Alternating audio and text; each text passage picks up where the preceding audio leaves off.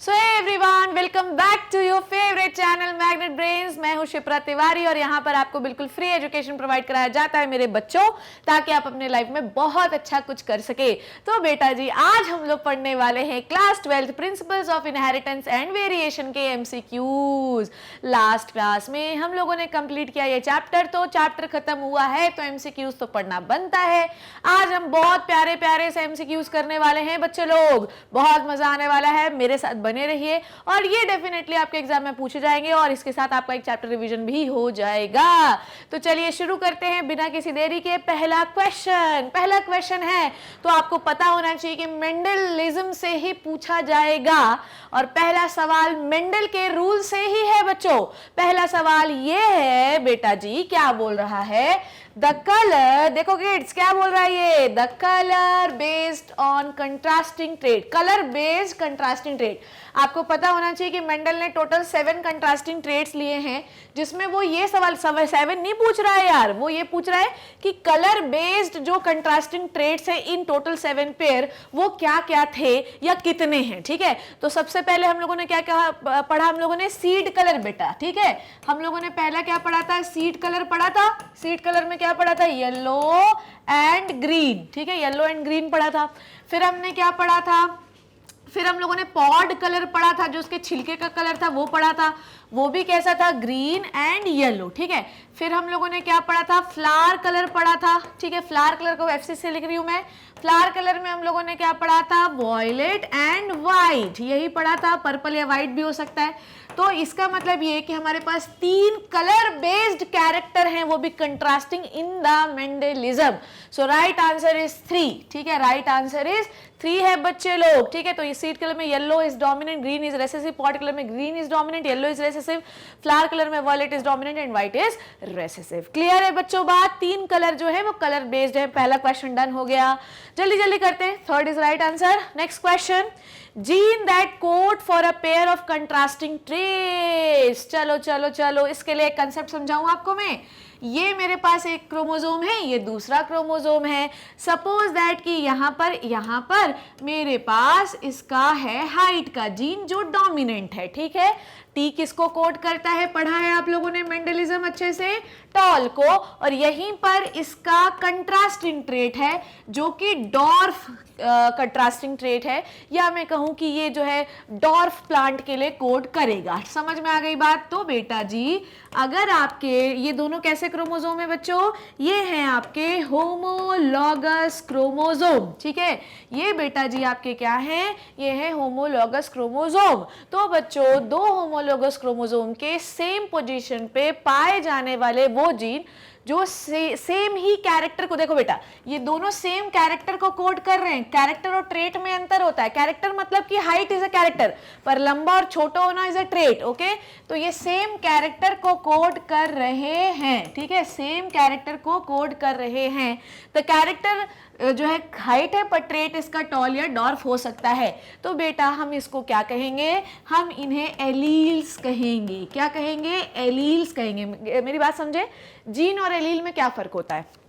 देखो, ये है आपका, मान लो ये है सीड कलर का जीन। ठीक है, ये है सीड कलर का। ओके, तो मान लो हाइट का जीन और सीड कलर का जीन ये डिफरेंट है, तो हम इसको जीन कहते हैं। पर अगर आप 2 होमोलॉगस क्रोमोसोम में देखो तो दोनों साइड सेम ही पोजीशन पे हाइट का जीन प्रेजेंट है, मतलब हाइट को कोड कर रहे हैं। ओके, हाइट कैरेक्टर है पर टॉल और डॉर्फ उसका ट्रेट है। तो ये दोनों क्या है बेटा? ये दोनों हैं जीनी, पर अब हम इनको एक क्या कहेंगे? एलील्स कहेंगे। तो alleles are nothing, they are gene, but if they are present on the same position of 2 different homologous chromosome, then they referred as alleles. ठीक है, तो आपको पता होना चाहिए जीन जो एक पेयर ऑफ कंट्रास्टिंग ट्रेट मतलब क्या समझे आप? ट्रेट मतलब छोटा या बड़ा। ठीक है, तो जब कुछ जीन जो डिफरेंट कंट्रास्टिंग ट्रेट को कोड कर रहे हैं, तो क्या हम उन्हें जीन्स कह सकते हैं? नहीं, अब हम उन्हें एलील्स के नाम से जानते हैं।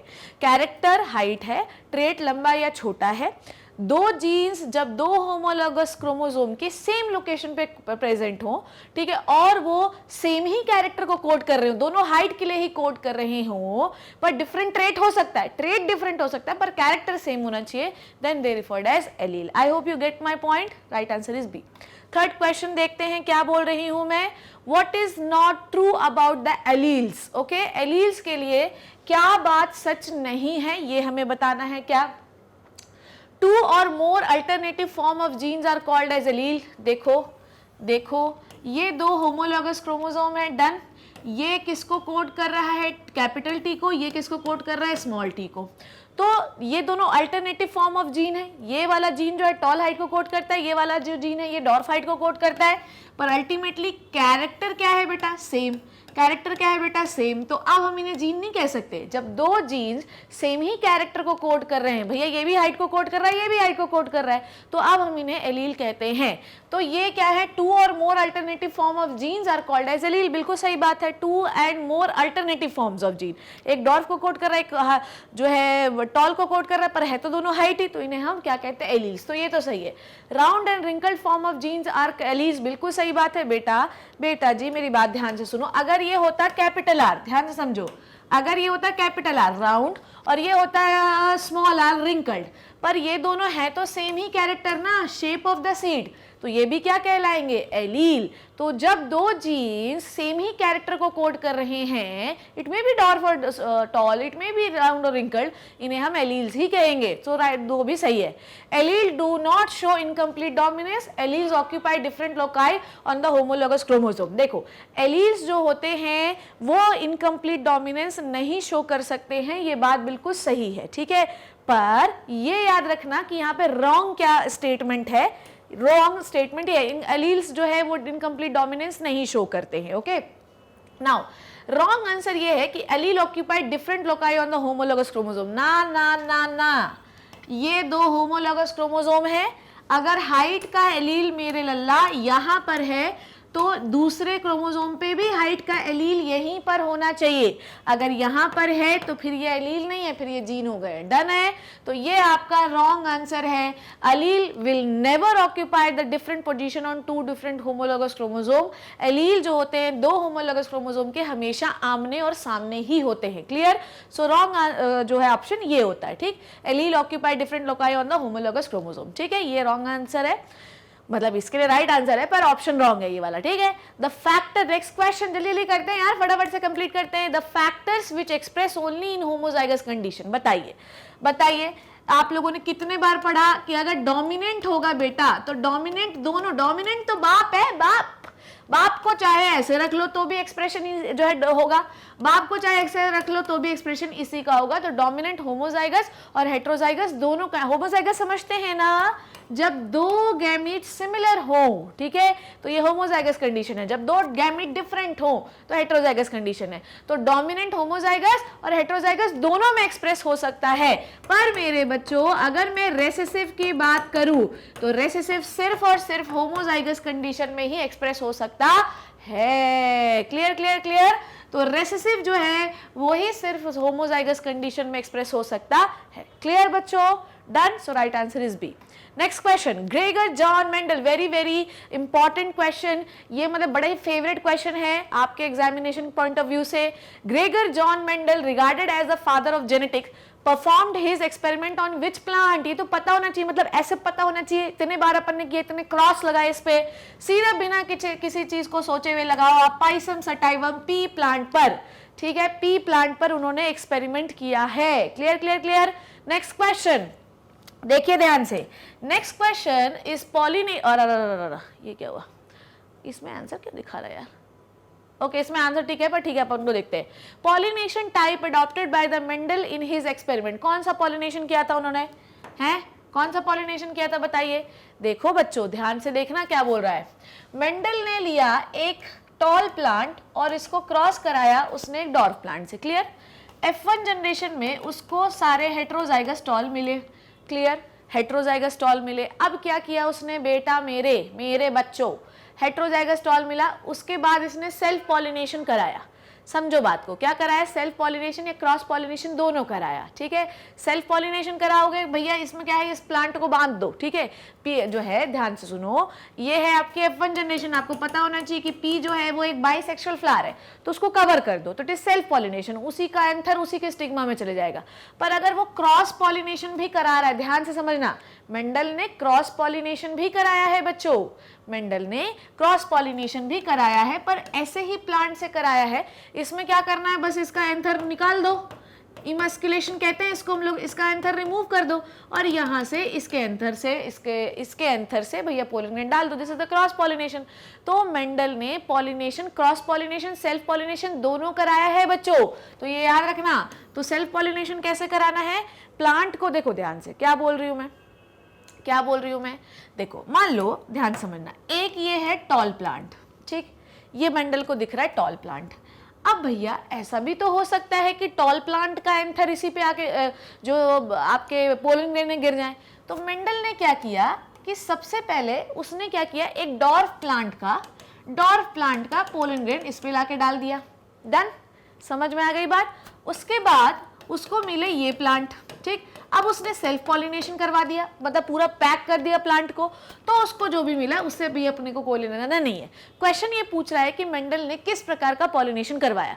तो बेटा मेंडल ने जो है आर्टिफिशियल पॉलिनेशन भी करवाया, ध्यान से सुनो, सेल्फ पॉलिनेशन और आर्टिफिशियल पॉलिनेशन भी करवाया है और क्रॉस पॉलिनेशन भी करवाया है। ये आपको पता होना चाहिए। ये हम जो है किसी का एंथर काट के उस पर जबरदस्ती पोलन ग्रेन गिरा रहे हैं, तो ये आर्टिफिशियल पॉलिनेशन होता है। ठीक है, डन हो गई इतनी बात। So right answer is D. Okay, next question, what will be the distribution of phenotypic feature in the first generation after a cross between the homozygous female and the heterozygous male? चलिए देखते हैं, क्या हमको ratio निकालना है। अगर मेरे पास एक होमोजाइगस फीमेल है, ठीक है, होमोजाइगस फीमेल, और मेरे पास एक हेटेरोजाइगस मेल है, डन है, ठीक है, ये क्रॉस करवाना है हमको, तो हमको रेशियो बताना है। और रेशियो अगर आपको बनाना है मेरे बच्चों, तो आपको सीधा 13, 23, 14, 24 का रूल लगाना पड़ेगा। डन, 13, 23, 14, 24 का रूल क्या होता है, पहले का तीसरे से फ्यूज कराओगे तो बनेगा कैपिटल टी, दूसरे का तीसरे से फ्यूज कराओगे तो बनेगा कैपिटल टी, पहले का चौथे से फ्यूज कराओगे तो बनेगा कैपिटल टी स्मॉल टी, और दूसरे का चौथे से फ्यूज कराओगे तो बनेगा कैपिटल टी स्मॉल टी। तो आपने देखा कि वैसे तो सारे पौधे टॉल ही मिले, क्योंकि लॉ ऑफ डोमिनेंस के अकॉर्डिंग डोमिनेंट अपने आप को एक्सप्रेस करता है, पर हमको ये बताना है कि कितने हमको जो है फिनोटिपिक कैरेक्टर जो है features in the first generation. हमको जीनोटिपिक से कोई लेना देना नहीं, हमको बताना है कि कितने जो है फिनोटिपिक कैरेक्टर मिले। तो सीधी बात है, यहाँ पर फिनोटिपिक जीनोटिपिक दोनों निकाल लो। फिनोटिपिकली सारे हमको देखने में कैसे लगेंगे, टॉल, सारे हमको कैसे दिखने लगेंगे, टॉल, ऑल टॉल। पर होमोजाइगस टॉल कितने हैं बच्चों, 1, ठीक है, मतलब एक ही प्रकार के 1, ठीक है, या ऐसे लिख दो 2:2, 2:2, या इसी को हम 1:1 भी तो लिख सकते हैं, क्योंकि पूरी पॉपुलेशन का होमोजाइगस टॉल, इधर हेटेरोजाइगस टॉल। तो आपका रेशियो क्या आना चाहिए, बोलो मेरे साथ। आपको इस जनरेशन में क्या दिख रहे हैं, सारे टॉल दिख रहे हैं, तो आपको क्या लिखता है, सारे रेशियो क्या होने चाहिए, 1:1। अगर मैं रेशियो निकालूं तो मुझे सारे टॉल ही मिलेंगे। क्लियर है बच्चों, homozygous tall, heterozygous tall, clear clear clear, ठीक, right answer is C. Next question, on crossing of 2 heterozygous tall plant, अगर मैं, ध्यान से समझना, ये ऐसे डेटा बेस्ड क्वेश्चन बहुत सारे आते हैं बच्चों, फिर फंस जाओगे तुम। चलो, अगर मेरे पास 2 हेटेरोजाइगस टॉल प्लांट हैं, हेटेरोजाइगस टॉल है ना, और मुझे रिजल्ट में 500 प्लांट मिले, ठीक है, ध्यान से सुनना, क्योंकि ऐसा ही क्वेश्चन पूछा जाएगा, डेटा बेस्ड क्वेश्चन में तुम लोग फंस जाता है। ठीक है, मेरे पास 2 हेटेरोजाइगस टॉल प्लांट थे, जब मैंने इन पर जो है क्या लगाया बच्चों, जब मैंने इन पर क्रॉस लगाया 13, 23, 14, 24 पे, तो सीधे मैं आपको रिजल्ट बता देती हूँ, क्योंकि ये मैं क्रॉस जो है 15,000 बार अपन लोग ये वाला क्रॉस लगा चुके हैं, तो हम लोगों को यही रिजल्ट मिलेगा, capital T capital T, capital T small T, capital T small T and small T. ठीक है, डन। अब आपको ये बताना है कि जो हमारे पास टोटल 500 प्लांट मिले हैं, ठीक है, हमारे पास टोटल 500 प्लांट हैं। अब आपको इस रिजल्ट में ये बताना है कि कितने प्लांट 500 में टॉल होंगे और कितने प्लांट डॉर्फ होंगे। इसके लिए what you have to calculate, सबसे पहले देखो कितने प्लांट आपके टॉल हैं, तो यहाँ पर हमको टॉल वर्सेस डॉर्फ का रेशियो क्या मिल रहा है, हमको 3 टॉल मिल रहे हैं और 1 डॉर्फ मिल रहा है। सो this is the 3:1, this is मेरे बच्चों लोग 3:1, 3 टॉल मिले और 1 डॉर्फ मिला। डन, 3 टॉल मिले और 1 डॉर्फ मिला। क्लियर। नाउ अब ध्यान समझो, अगर 500 है, ठीक है, 500 है, तो 500 डिवाइडेड बाय क्या लिखो, 4, ठीक है, 4 लिखो। अब ठीक, 125, हर का रेशियो कितना है, 125। तो अगर 3 टॉल मिल रहे हैं तो 125 इंटू 3 करो, ठीक है, कितना आ जाएगा बेटा 375, और एक क्या हो गया 125। मेरी बात समझ रहे हो क्या बोल रही हूं मैं? अगर आपके पास 500 प्लांट हैं तो इसका मतलब ये 500 में 1/3 जो है वो कौन है, या 1/3 मत लिखो, ऐसा लिखो, अगर आपके पास 500 प्लांट है मेरे बच्चों तो उसमें से तिहाई, पूरा 3 गुना हिस्सा, 1/3 हिस्सा ये है। तो 500 को जब आप 4 से डिवाइड करोगे तो 125 आएगा, ठीक है, मतलब एक जो ग्रुप है 125 वाला है, ठीक है। अब तीनों टॉल हैं तो इंटू 3 कर दो, 125 इंटू 3 करोगे तो कितना आएगा 375, और एक डॉर्फ बना है, मतलब जो आपकी 125 प्लांट्स है वो डॉर्फ बनेंगे, सीधा रेशियो है। तो 3 रेशियो जब 1 आएगा तो 375 प्लांट आएंगे टॉल और 125 प्लांट आएंगे dwarf. So ratio will be this. इस तरीके से आपको कैलकुलेट करना है, इसमें कोई टेंशन नहीं होनी चाहिए। So ratio will be 375 ratio 125। Done है इतनी बात, इसमें कोई कंफ्यूजन तो नहीं, समझ गए ना? क्योंकि पूरे पॉपुलेशन में ये मान लो 4 पेड़ बने, ठीक है, तो आपको पता होना चाहिए कि 3 पेड़ जो है वो टॉल ही बनेंगे और सिर्फ एक पेड़ जो है वो डॉर्फ बनेगा, ठीक है। अब अगर एक ग्रुप ऑफ प्लांट 125 का है तो तीनों ग्रुप टॉल ही बने, तो 125 इंटू 3 कर दो तो 375 आ जाएगा बच्चों, और ये हो गया 125। डॉर्फ तो एक ही ग्रुप का एक ही ग्रुप बना है, सिर्फ डॉर्फ। क्लियर है कैलकुलेशन? आई होप कि आपको ये समझ में आ गया है। चलिए नेक्स्ट क्वेश्चन देखते हैं। So right answer is A. Next question, in the mice, अच्छा ऐसे सवाल ही आपके एग्जाम में पूछे जाएंगे। In the mice black coat colour allele B is dominant to the brown coat colour allele b, ठीक है, बिल्कुल सही बात है। अगर मैंने क्रॉस कराया ब्लैक माउस के बीच में, ठीक है, और एक ब्राउन माउस के बीच में, क्लियर, तो हमको ये बताना है कि F2 जनरेशन में हमको क्या पॉपुलेशन मिलेगी। सबसे पहले F1 जनरेशन बनाओ, हमको F1 जनरेशन में ये मिलेगा, क्लियर, ये क्रॉस हमने कई बार लगा लिया है, ठीक है। F1 जनरेशन में हम लोगों ने ये मिला, ठीक है बच्चों। अब हम what percentage would be at the black coat colour in the F2 generation, ठीक है। अब इसी माइस ने क्या किया, सेम ऐसे ही माइस के साथ जो है पॉलिनेशन बोल रही हूँ, क्रॉस कर लिया, ठीक है। अब इसमें जब 13, 23, 14, 24 रूल लगाओगे तो आप बताओ, ये बनेगा B, ये बनेगा ये बनेगा ये, और ये बनेगा ये। डन। सेम, ये क्रॉस हमने कई बार लगा लिया है, ठीक। ये कौन सा पॉलिनेशन होता है बच्चों? पॉलिनेशन बोल रही हूँ, क्रॉस, ठीक है।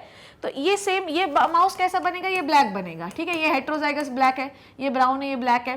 तो अब आपको रेशियो बताना है कि कितने would be have black coat colour, हमको ये बताना है, परसेंटेज बताना है। 4 हैं, तो अब आप बताओ, सबको हमने 25% दिया, 100% में 25 इसको, 25 इसको, 25 इसको, 100% में 25 सबको दे दिया। अब आपको ये बताना है, ये हो गई F1 जनरेशन और ये हो गई F2 जनरेशन। अब आप बताओ कि भैया F2 जनरेशन में कितने ब्लैक कलर बने, 25 ये भी ब्लैक बना, 25 ये भी ब्लैक बना, ये भी ब्लैक बना, तो राइट आंसर इज 75% जो होंगे वो ब्लैक बनेंगे। सीधी बात है, ये भी क्वेश्चन आपको आसानी से बन जाना चाहिए। The 75% population of the mice will be black, ठीक है, 25 is brown. Now next is read करिए statement, read the given statement and select the correct option. Done. एक स्टेटमेंट रीड करिए और हमको करेक्ट ऑप्शन देखना है। एंड वेरी इंपॉर्टेंट क्वेश्चन बच्चों, और आएगा क्वेश्चन, ठीक है, अभी मजा आ रहा है ना पढ़ने में। देखो, जब तक हम एमसीक्यूज नहीं सॉल्व करेंगे चैप्टर जो है वो कभी भी क्लियर नहीं होगा। थ्योरी पढ़ के रेक्टिफिकेशन करके आप जो है थ्योरी एग्जाम दे सकते हैं, पर अगर आप ऑब्जेक्टिव एग्जाम देना चाहते हैं तो आपको एमसीक्यू करना आना चाहिए। समझ में आ रही बात? थ्योरी पढ़ने से कुछ नहीं होता, चलो होता तो है पर कंसेप्ट तो क्लियर होना ही चाहिए। चलिए, स्टेटमेंट 1 क्या कह रहा है, text cross is used to determine an unknown genotype with in 1 breeding generation, ठीक है। ये बात बिल्कुल सही है बेटा, ये बात बिल्कुल सही है। टेस्ट क्रॉस क्या होता है पहले हमको ये जानना है, ठीक है। टेस्ट क्रॉस के लिए I need to take a slide. पहले मैं आपको टेस्ट क्रॉस थोड़ा सा रिवाइज करवा दूं क्या होता है। देखिए ध्यान से, देखो जैसे मेरी बात ध्यान से सुना। मेंडल ने एक प्योर टॉल प्लांट लिया। प्योर टॉल कैसे मिलता है, जब हम बहुत बार मतलब जब कई जनरेशन में टॉल 10-15 जनरेशन में आ जाता है, वो डॉर्फ बच्चे नहीं पैदा कर रहा है, डॉर्फ प्लांट नहीं बना रहा है, मतलब वो प्योर टॉल है, ठीक है। और मेंडल ने उसको फ्यूज करवाया एक प्योर डॉर्फ से, ठीक है। कंटिन्यूसली ब्रीडिंग करवाने से हमको एक प्योर लाइन मिल जाती है, ठीक। F1 जनरेशन में मेंडल को टॉल मिले, मेंडल बड़ा खुश है, ठीक है, मेंडल बड़ा खुश है, ओके। मेंडल को लगा यही वाला टॉल होगा, मेंडल बड़ा खुश हुआ कि चलो यही वाला टॉल है, कोई दिक्कत नहीं। मेंडल ने सेल्फ पॉलिनेशन करा दिया, कोई टेंशन नहीं, सेल्फ पॉलिनेशन हो गया, ठीक है। अब मेंडल का दिमाग चकराया, मेंडल का दिमाग चकराया, मेंडल को लगा जब मैं टॉल को टॉल से फ्यूज करा रहा हूं तो सारे ही टॉल मिलने चाहिए मुझे F2 जनरेशन में, मिलने चाहिए। पर मेंडल के दिमाग की दही मेंडल के दिमाग का भरता बन गया, टिंडे हो गए उसके दिमाग के, ठीक है। मेंडल के दिमाग का भरता बना क्योंकि मेंडल को एक मिल गया recessive.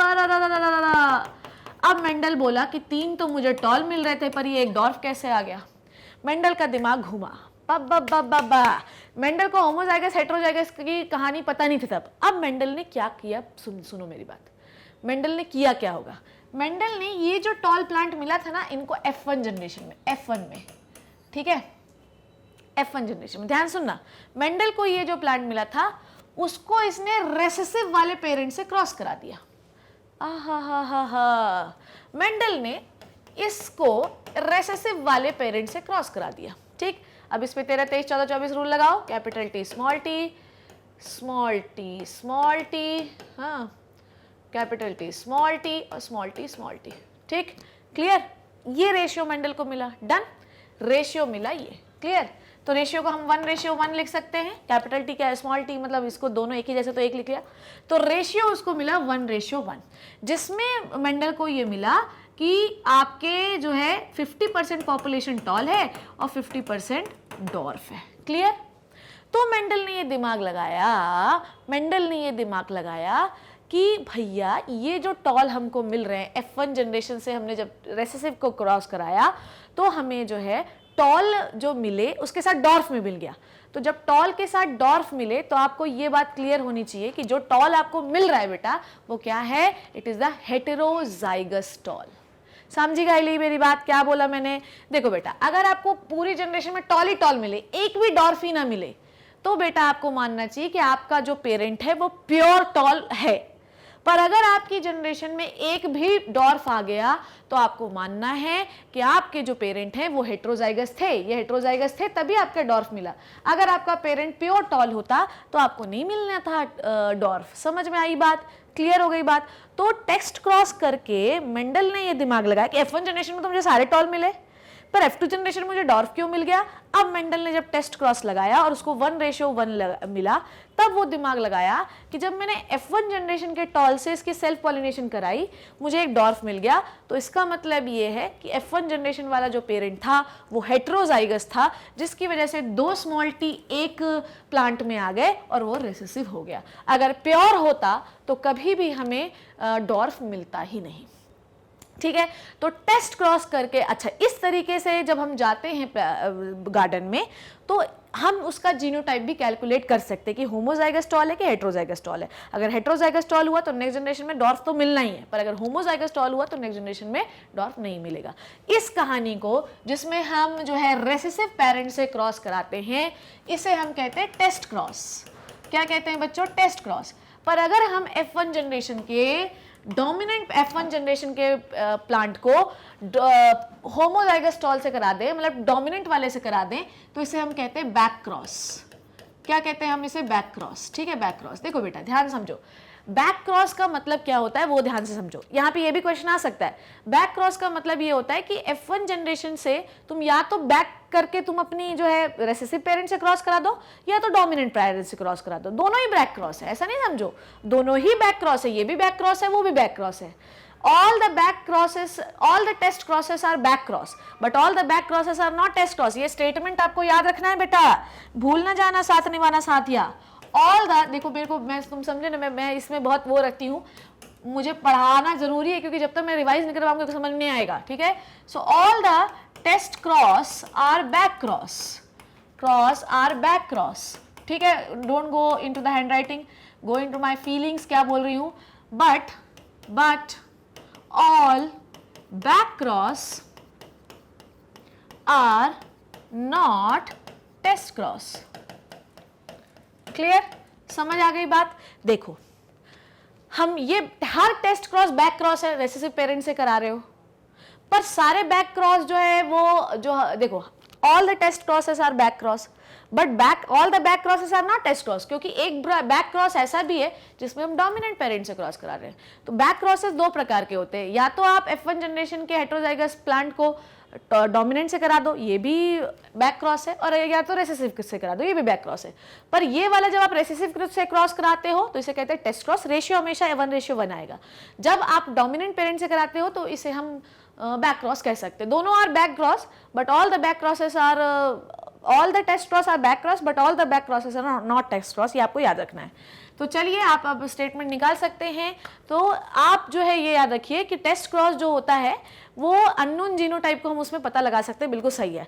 Test cross is a cross between the F1 hybrid and a dominant parent. ना ना ना ना ना ना ना ना ना ना, रेसेसिव पेरेंट से क्रॉस कराना पड़ेगा, रेसेसिव पेरेंट से क्रॉस कराना पड़ेगा। तो स्टेटमेंट 2 गलत है, ये बैक क्रॉस है, this is not test cross. Okay, तो ये क्या है आपका डोमिनेंट पेरेंट से नहीं, रेसेसिव पेरेंट से क्रॉस कराना पड़ेगा। Statement 1 is correct but the statement 2 is incorrect. Done है बच्चों, नेक्स्ट क्वेश्चन पे आए, B is correct. I hope it is clear, आपको मजा आ रहा होगा। देखो कितना चीजें हम लोग सीख रहे हैं, ठीक है, सीख तो पहले ही चुके थे वाला। विच of the following crosses will give tall and dwarf P plant in same proportion. हमको ये बताना है कि कौन से क्रॉस में हमको tall and dwarf equal proportion में मिलेंगे, ठीक है। इसमें नहीं मिल सकता है, इसमें सारे आपको कैपिटल टी स्मॉल टी मिलेंगे, ऑल टॉल मिलेगा, ठीक है। इसमें नहीं मिल सकता है, इसमें सारे डॉर्फ मिलेंगे, ठीक है।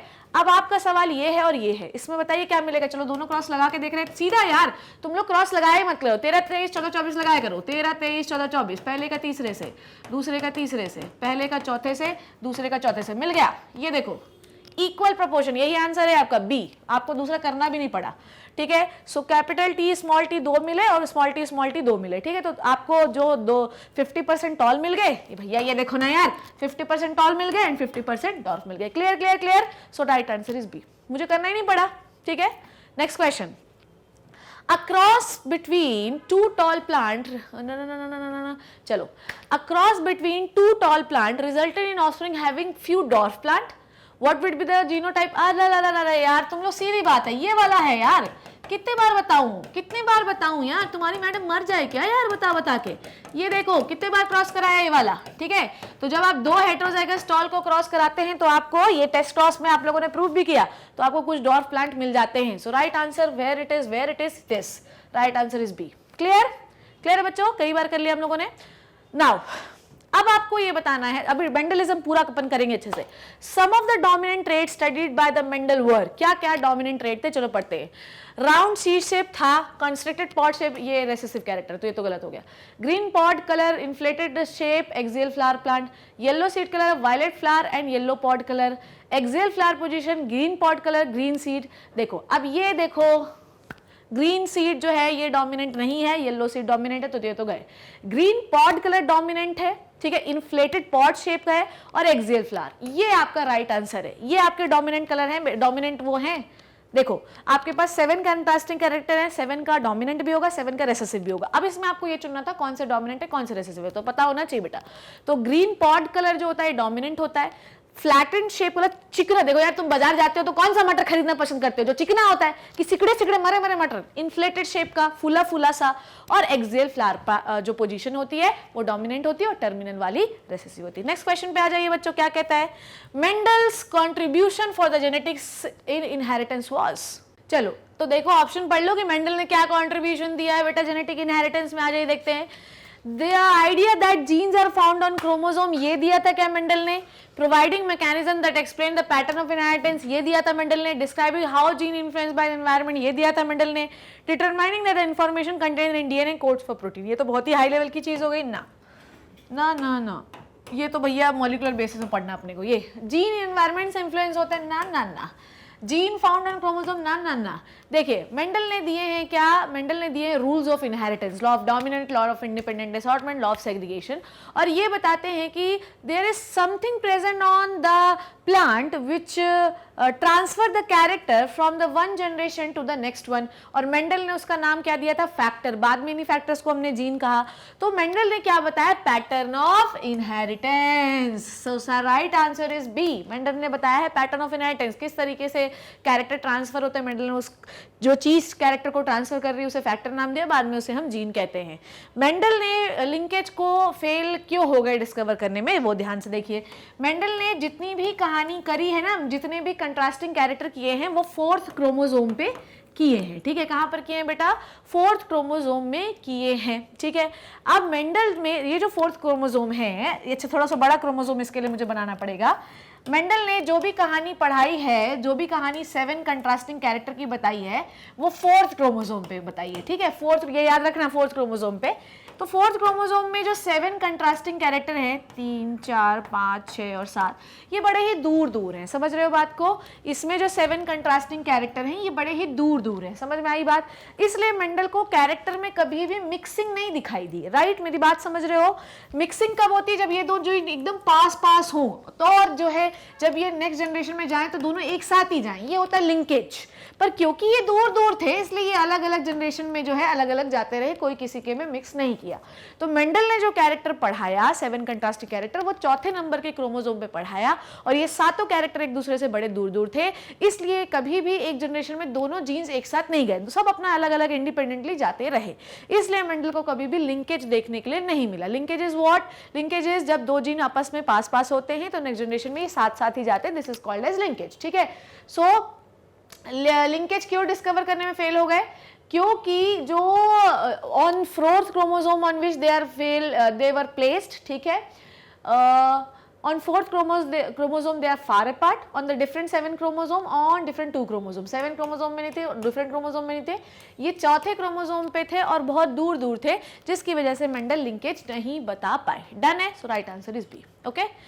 The offspring of the cross between two individuals different in at least one set of character, देखिए ध्यान से, suppose that कि मैंने लिया टोमेटो, ठीक है, suppose that मैंने लिया टोमेटो, ठीक है, और मैंने लिया पोटैटो, डन, और मैंने एक नई चीज बनाई जिसको हम कहते हैं पोमैटो, ठीक है, पोमैटो बना दिया। तो बेटा ये क्या टमाटर है, नहीं, तो क्या ये आलू है, नहीं, ये एक नई ही चीज है जिसे हम कहते हैं हाइब्रिड, ठीक है। गधे और घोड़े का बच्चा होता है खच्चर, तो वो भी क्या है, हाइब्रिड, हिन्नी और mule, okay.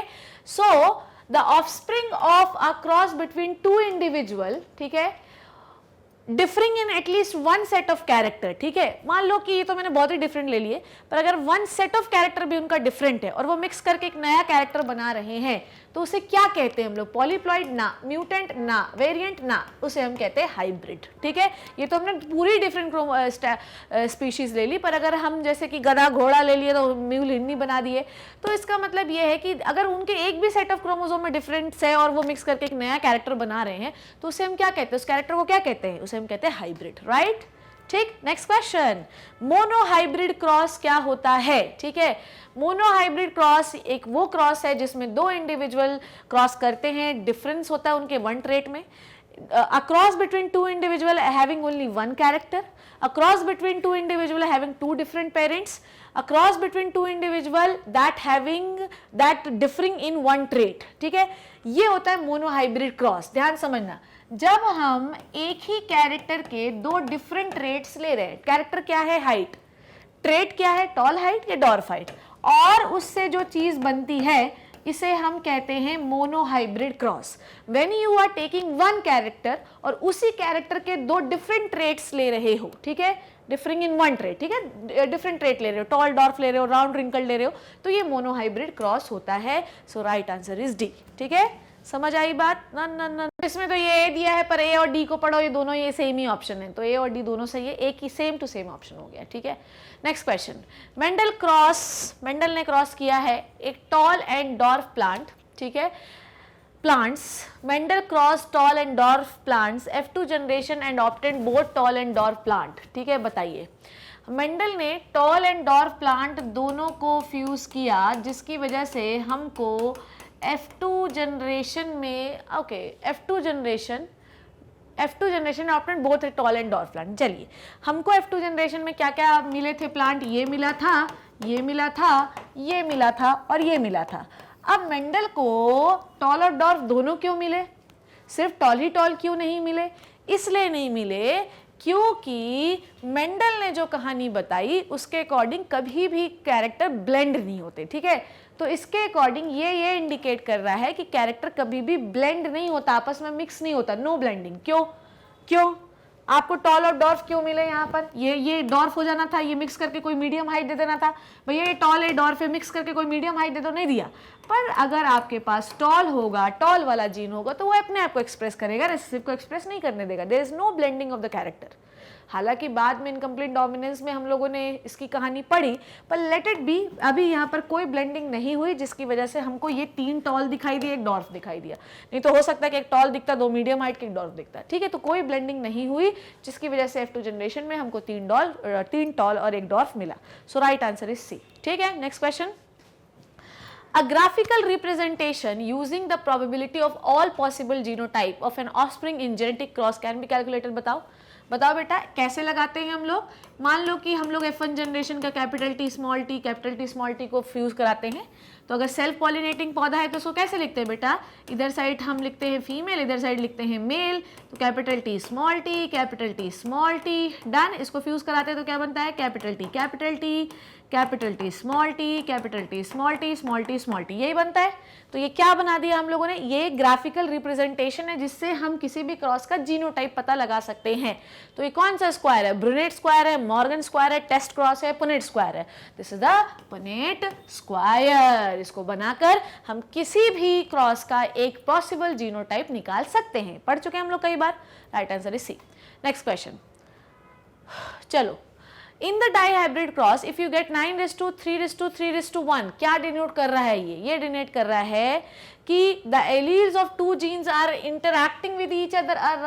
It is a mutagenic inheritance, it is a case of multiple allelism, और the alleles of 2 genes are segregating independently. देखो बेटा, म्यूटाजेनिक तो हो नहीं सकता, मल्टीपल एलिलिज्म का ये एग्जाम्पल है नहीं। अब हमको इन दोनों में चुनना है। अब आपके पास, याद रखिए कि आपके पास टोटल 4 प्रकार के फिनोटाइप मिले हैं, ठीक है। डाई हाइब्रिड क्रॉस है ये, आप लोगों को पता होना चाहिए, इसका रेशियो याद होना चाहिए, कई बार मैं बात करती हूँ। डाई हाइब्रिड क्रॉस बेटा जी है ये, ठीक है। डाई हाइब्रिड क्रॉस का रेशियो ये आता है, ठीक है। और 121, 244, 141 ऐसा कुछ रेशियो है, मतलब 9 प्रकार के जीनोटाइप हमको मिलते हैं। तो डाई हाइब्रिड क्रॉस में हमको मिलते हैं 4 फिनोटाइप और 9 जीनोटाइप। जीनोटाइप याद नहीं करना, बस नंबर याद रख लेना। 9 जीनोटाइप, 9 प्रकार के जीनोटाइप मिलते हैं। जीनोटाइप मतलब जेनेटिक कॉन्स्टिट्यूशन, फिनोटाइप मतलब दिख की तरह। तो 4 प्रकार के हमको प्लांट दिखते हैं। 4 प्रकार के क्यों दिख रहे हैं? और ज्यादा भी दिख सकते थे, पर ऐसा नहीं हुआ। हम लोगों ने जब क्रॉस करवाया तो हम लोगों ने ये लिया था, हम लोगों ने यही कैरेक्टर लिए थे कि नहीं लिए थे? जब हमने गैमीट्स बनाए तो ये बना, इसका गैमीट ये बनेगा, और F1 जनरेशन में हमको ये वाले प्लांट मिलेंगे। डन। इसके हमने सेल्फ पॉलिनेशन कराई तो हमको 4 प्रकार के फिनोटाइप मिले। पर जब हम लोगों ने डाईहाइब्रिड क्रॉस किया तो भैया जब हम गैमीट बनाते हैं तो R को सेपरेट करते हैं Y से। इनके सेपरेशन से ना तो R को Y से कोई फर्क पड़ता है, ना Y को R से कोई फर्क पड़ता है। इसलिए हम लोगों को 4 पॉसिबल फिनोटाइप मिले। कोई मिक्सिंग ऑफ कैरेक्टर नहीं दिखी कि राउंड में येलो मिक्स हो जाए, येलो में राउंड मिक्स हो जाए। No, there is no mixing of character, और हमको बढ़िया प्योर 4 प्रकार के फिनोटाइप मिले, ठीक है। तो ये क्या बता रहा है? मेंडल का डाईहाइब्रिड क्रॉस ये बताता है कि जो 2 जीन होते हैं, जब भी हमको नया पॉसिबल फिनोटाइप बनाना है, जीनोटाइप बनाना है, तो पुराने वाले को सेपरेट करना होता है। ये पढ़ा चुकी हूं मैं।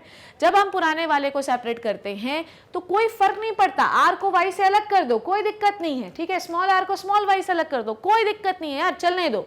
सेपरेशन के दौरान किसी भी एक जीन को दूसरे जीन या एक जीन को दूसरे जीन से कोई फर्क नहीं पड़ता, ये इंडिपेंडेंटली चलते रहते हैं। तो मेंडल का डाईहाइब्रिड क्रॉस हमें लॉ ऑफ सेग्रीगेशन और लॉ ऑफ इंडिपेंडेंट असॉर्टमेंट दोनों बताता है। Clear? Clear? Right answer is D. Next question, आपको मैंने F2 जनरेशन में मेंडेलियन डाईहाइब्रिड में कितने फिनोटाइप कितने जीनोटाइप मिलते हैं, ठीक है। सीधी बात यह है 4 फिनोटाइप मिलते हैं और 9 जीनोटाइप मिलते हैं। राइट आंसर इज डी, ठीक है। 121, 241 ऐसा कुछ रेशियो मैं एग्जैक्टली भूल गई हूँ, मैं आपको बताऊंगी, ठीक है। So right answer is D, okay. 121 और 244, 141 कुछ है, मैं एग्जैक्टली नंबर याद नहीं आ रहा मुझे। सो फिनोटाइप मिलते हैं 4 प्रकार के, 9:3:3:1। 9 क्या होता है? येलो और राउंड। 3 क्या होता है? ग्रीन और नहीं, येलो और राउंड, और ग्रीन और राउंड, और येलो और रिंकल्ड, और ग्रीन और रिंकल्ड। ठीक है, तो ये इनका रेशियो होता है 4 प्रकार के फिनोटाइप और 9 प्रकार के जीनोटाइप। ठीक, right answer is D. Right answer is D. Okay, Mendel law of independent assortment holds the gene situated on the. ठीक है, मेंडल ने जो कहानी पढ़ाई उसके according independent law of assortment, जैसे मान लो यहाँ पर किसका जीन है बेटा? यहाँ पर है कैपिटल आर। ठीक है, यहाँ पर है स्मॉल आर। डन, ये है कैपिटल आर और ये है स्मॉल आर। अब ये कैपिटल आर जो है नेक्स्ट जनरेशन में जाएगा और स्मॉल आर भी नेक्स्ट जनरेशन में जाएगा, दोनों इंडिपेंडेंटली जाएंगे, किसी को किसी से कोई फर्क नहीं पड़ता। तो ये कैसा क्रोमोसोम है बेटा? सेम लोकेशन पे एक ही कैरेक्टर के 2 एलील्स प्रेजेंट है। कैरेक्टर क्या है? Shape of the seat, round and wrinkled. तो ये कौन सा क्रोमोसोम है मेरे लल्ला? ये है homologous chromosome. Homologous chromosome, Mendel ने नॉन होमोलॉगस क्रोमोसोम पे काम ही नहीं किया है। ठीक है, सो ये कैसा क्रोमोसोम है? Homologous chromosome.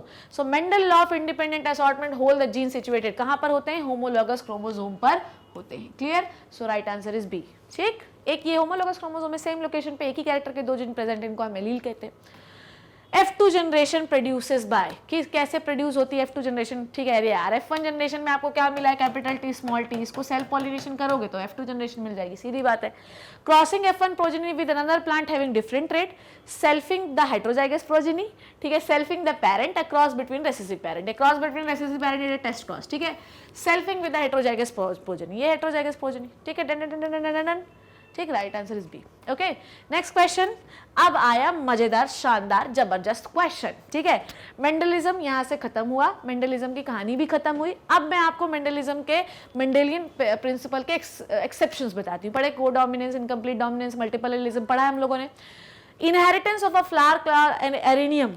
ठीक है, एरेनियम मेजस इसका नाम था, डॉग फ्लावर इसे हम कहते हैं। एंटीराइनियम, यार एरेनियम कहती हूँ, एंटीराइनियम मेजस इसका नाम था, डॉग फ्लावर इसे हम कहते हैं। ठीक है, हम लोगों ने इसमें इनकम्प्लीट डोमिनेंस पढ़ा था। हम लोगों ने कैसा फ्लावर लिया था? हमने लिया था एक रेड फ्लावर और इसको क्रॉस कराया था हमने एक वाइट फ्लावर से। ठीक है, अगर हम लॉ ऑफ डोमिनेंस फॉलो कर रहे थे तो ये रेड है बेटा, ये हाँ ठीक है, चलो रेड है, ये मैं लिख देती हूँ यार, और ये वाइट है। ठीक है, अगर हम लॉ ऑफ डोमिनेंस फॉलो कर रहे थे तो कायदे से हमको F1 जनरेशन में सारे रेड मिलने चाहिए था, पर बेटा मेरे लल्ला, मेरे बच्चों, मेरे जिगर के टुकड़ों, ये क्या मिल गया था? पिंक मिल गया था।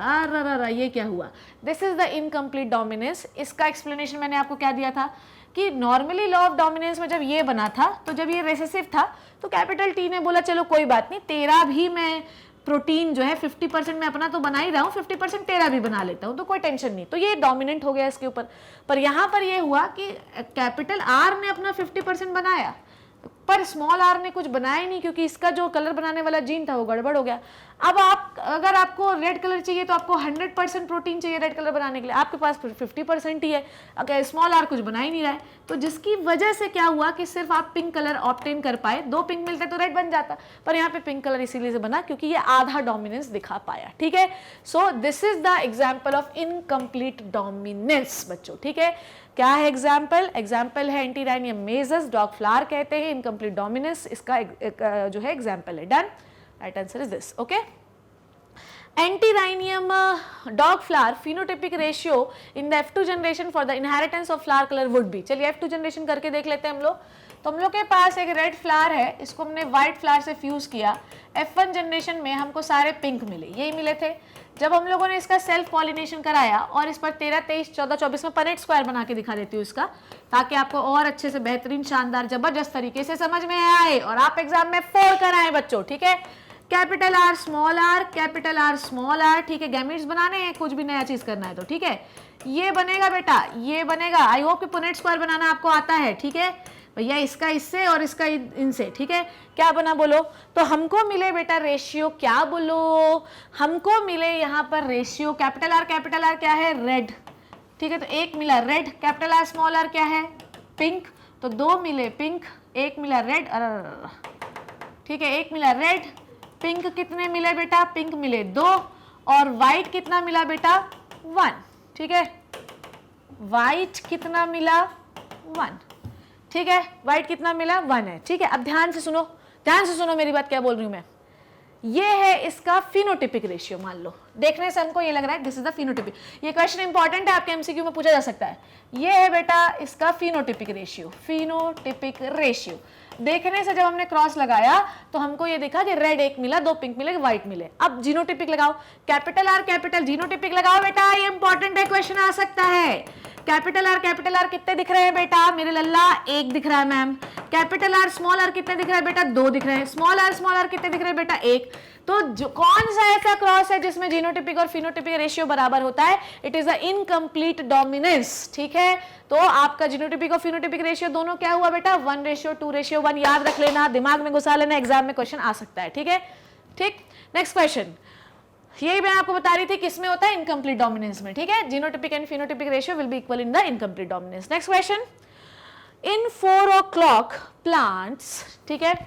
ओके ओके ओके ओके, चलो चलो चलो चलो, कोई टेंशन नहीं, इसको देखते। बड़ा क्वेश्चन देख के घबरा मत जाना, ठीक है। आराम से करना, इत्मीनान से करना, मजा आएगा। देखो, in 4 o'clock plants the gene for red colour flower is this, ठीक है। 4 o'clock मतलब antirrhinum majus, okay. Incomplete dominant over the white, ठीक है। Hence the plant heterozygous flower colour F1 generation में कैपिटल आर स्मॉल आर मिला जो कि pink था। What will be the ratio of offspring in a cross between red color flower and pink color flower? कोई tension नहीं, आ जाओ कर लेते हैं। रेड कलर फ्लावर और पिंक कलर फ्लावर के बीच में क्रॉस बनाते हैं तो क्या रेशियो मिलेगा? 13, 23, 14, 24, 13, 23, 14, 24। तो बेटा 50% मिलेंगे बेटा रेड और 50% मिलेंगे पिंक।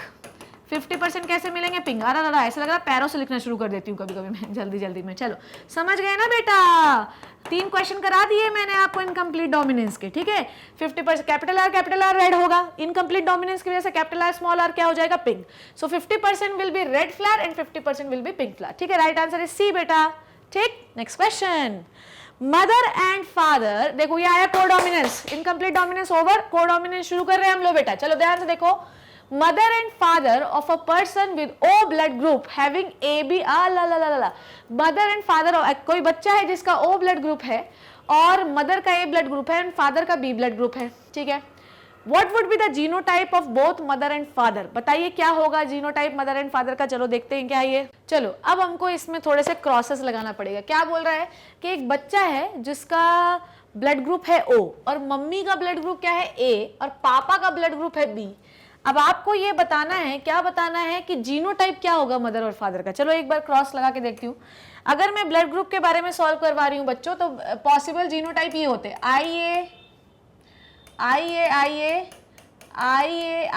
IB, ठीक है, IB, क्योंकि अभी हमको मल्टीपल ब्लड ग्रुप के सॉल्व करने, इसलिए मैं बता दे रही हूँ आपको, ठीक है। तो ये हुए अगर आपका ये वाला कॉम्बिनेशन है, ठीक है।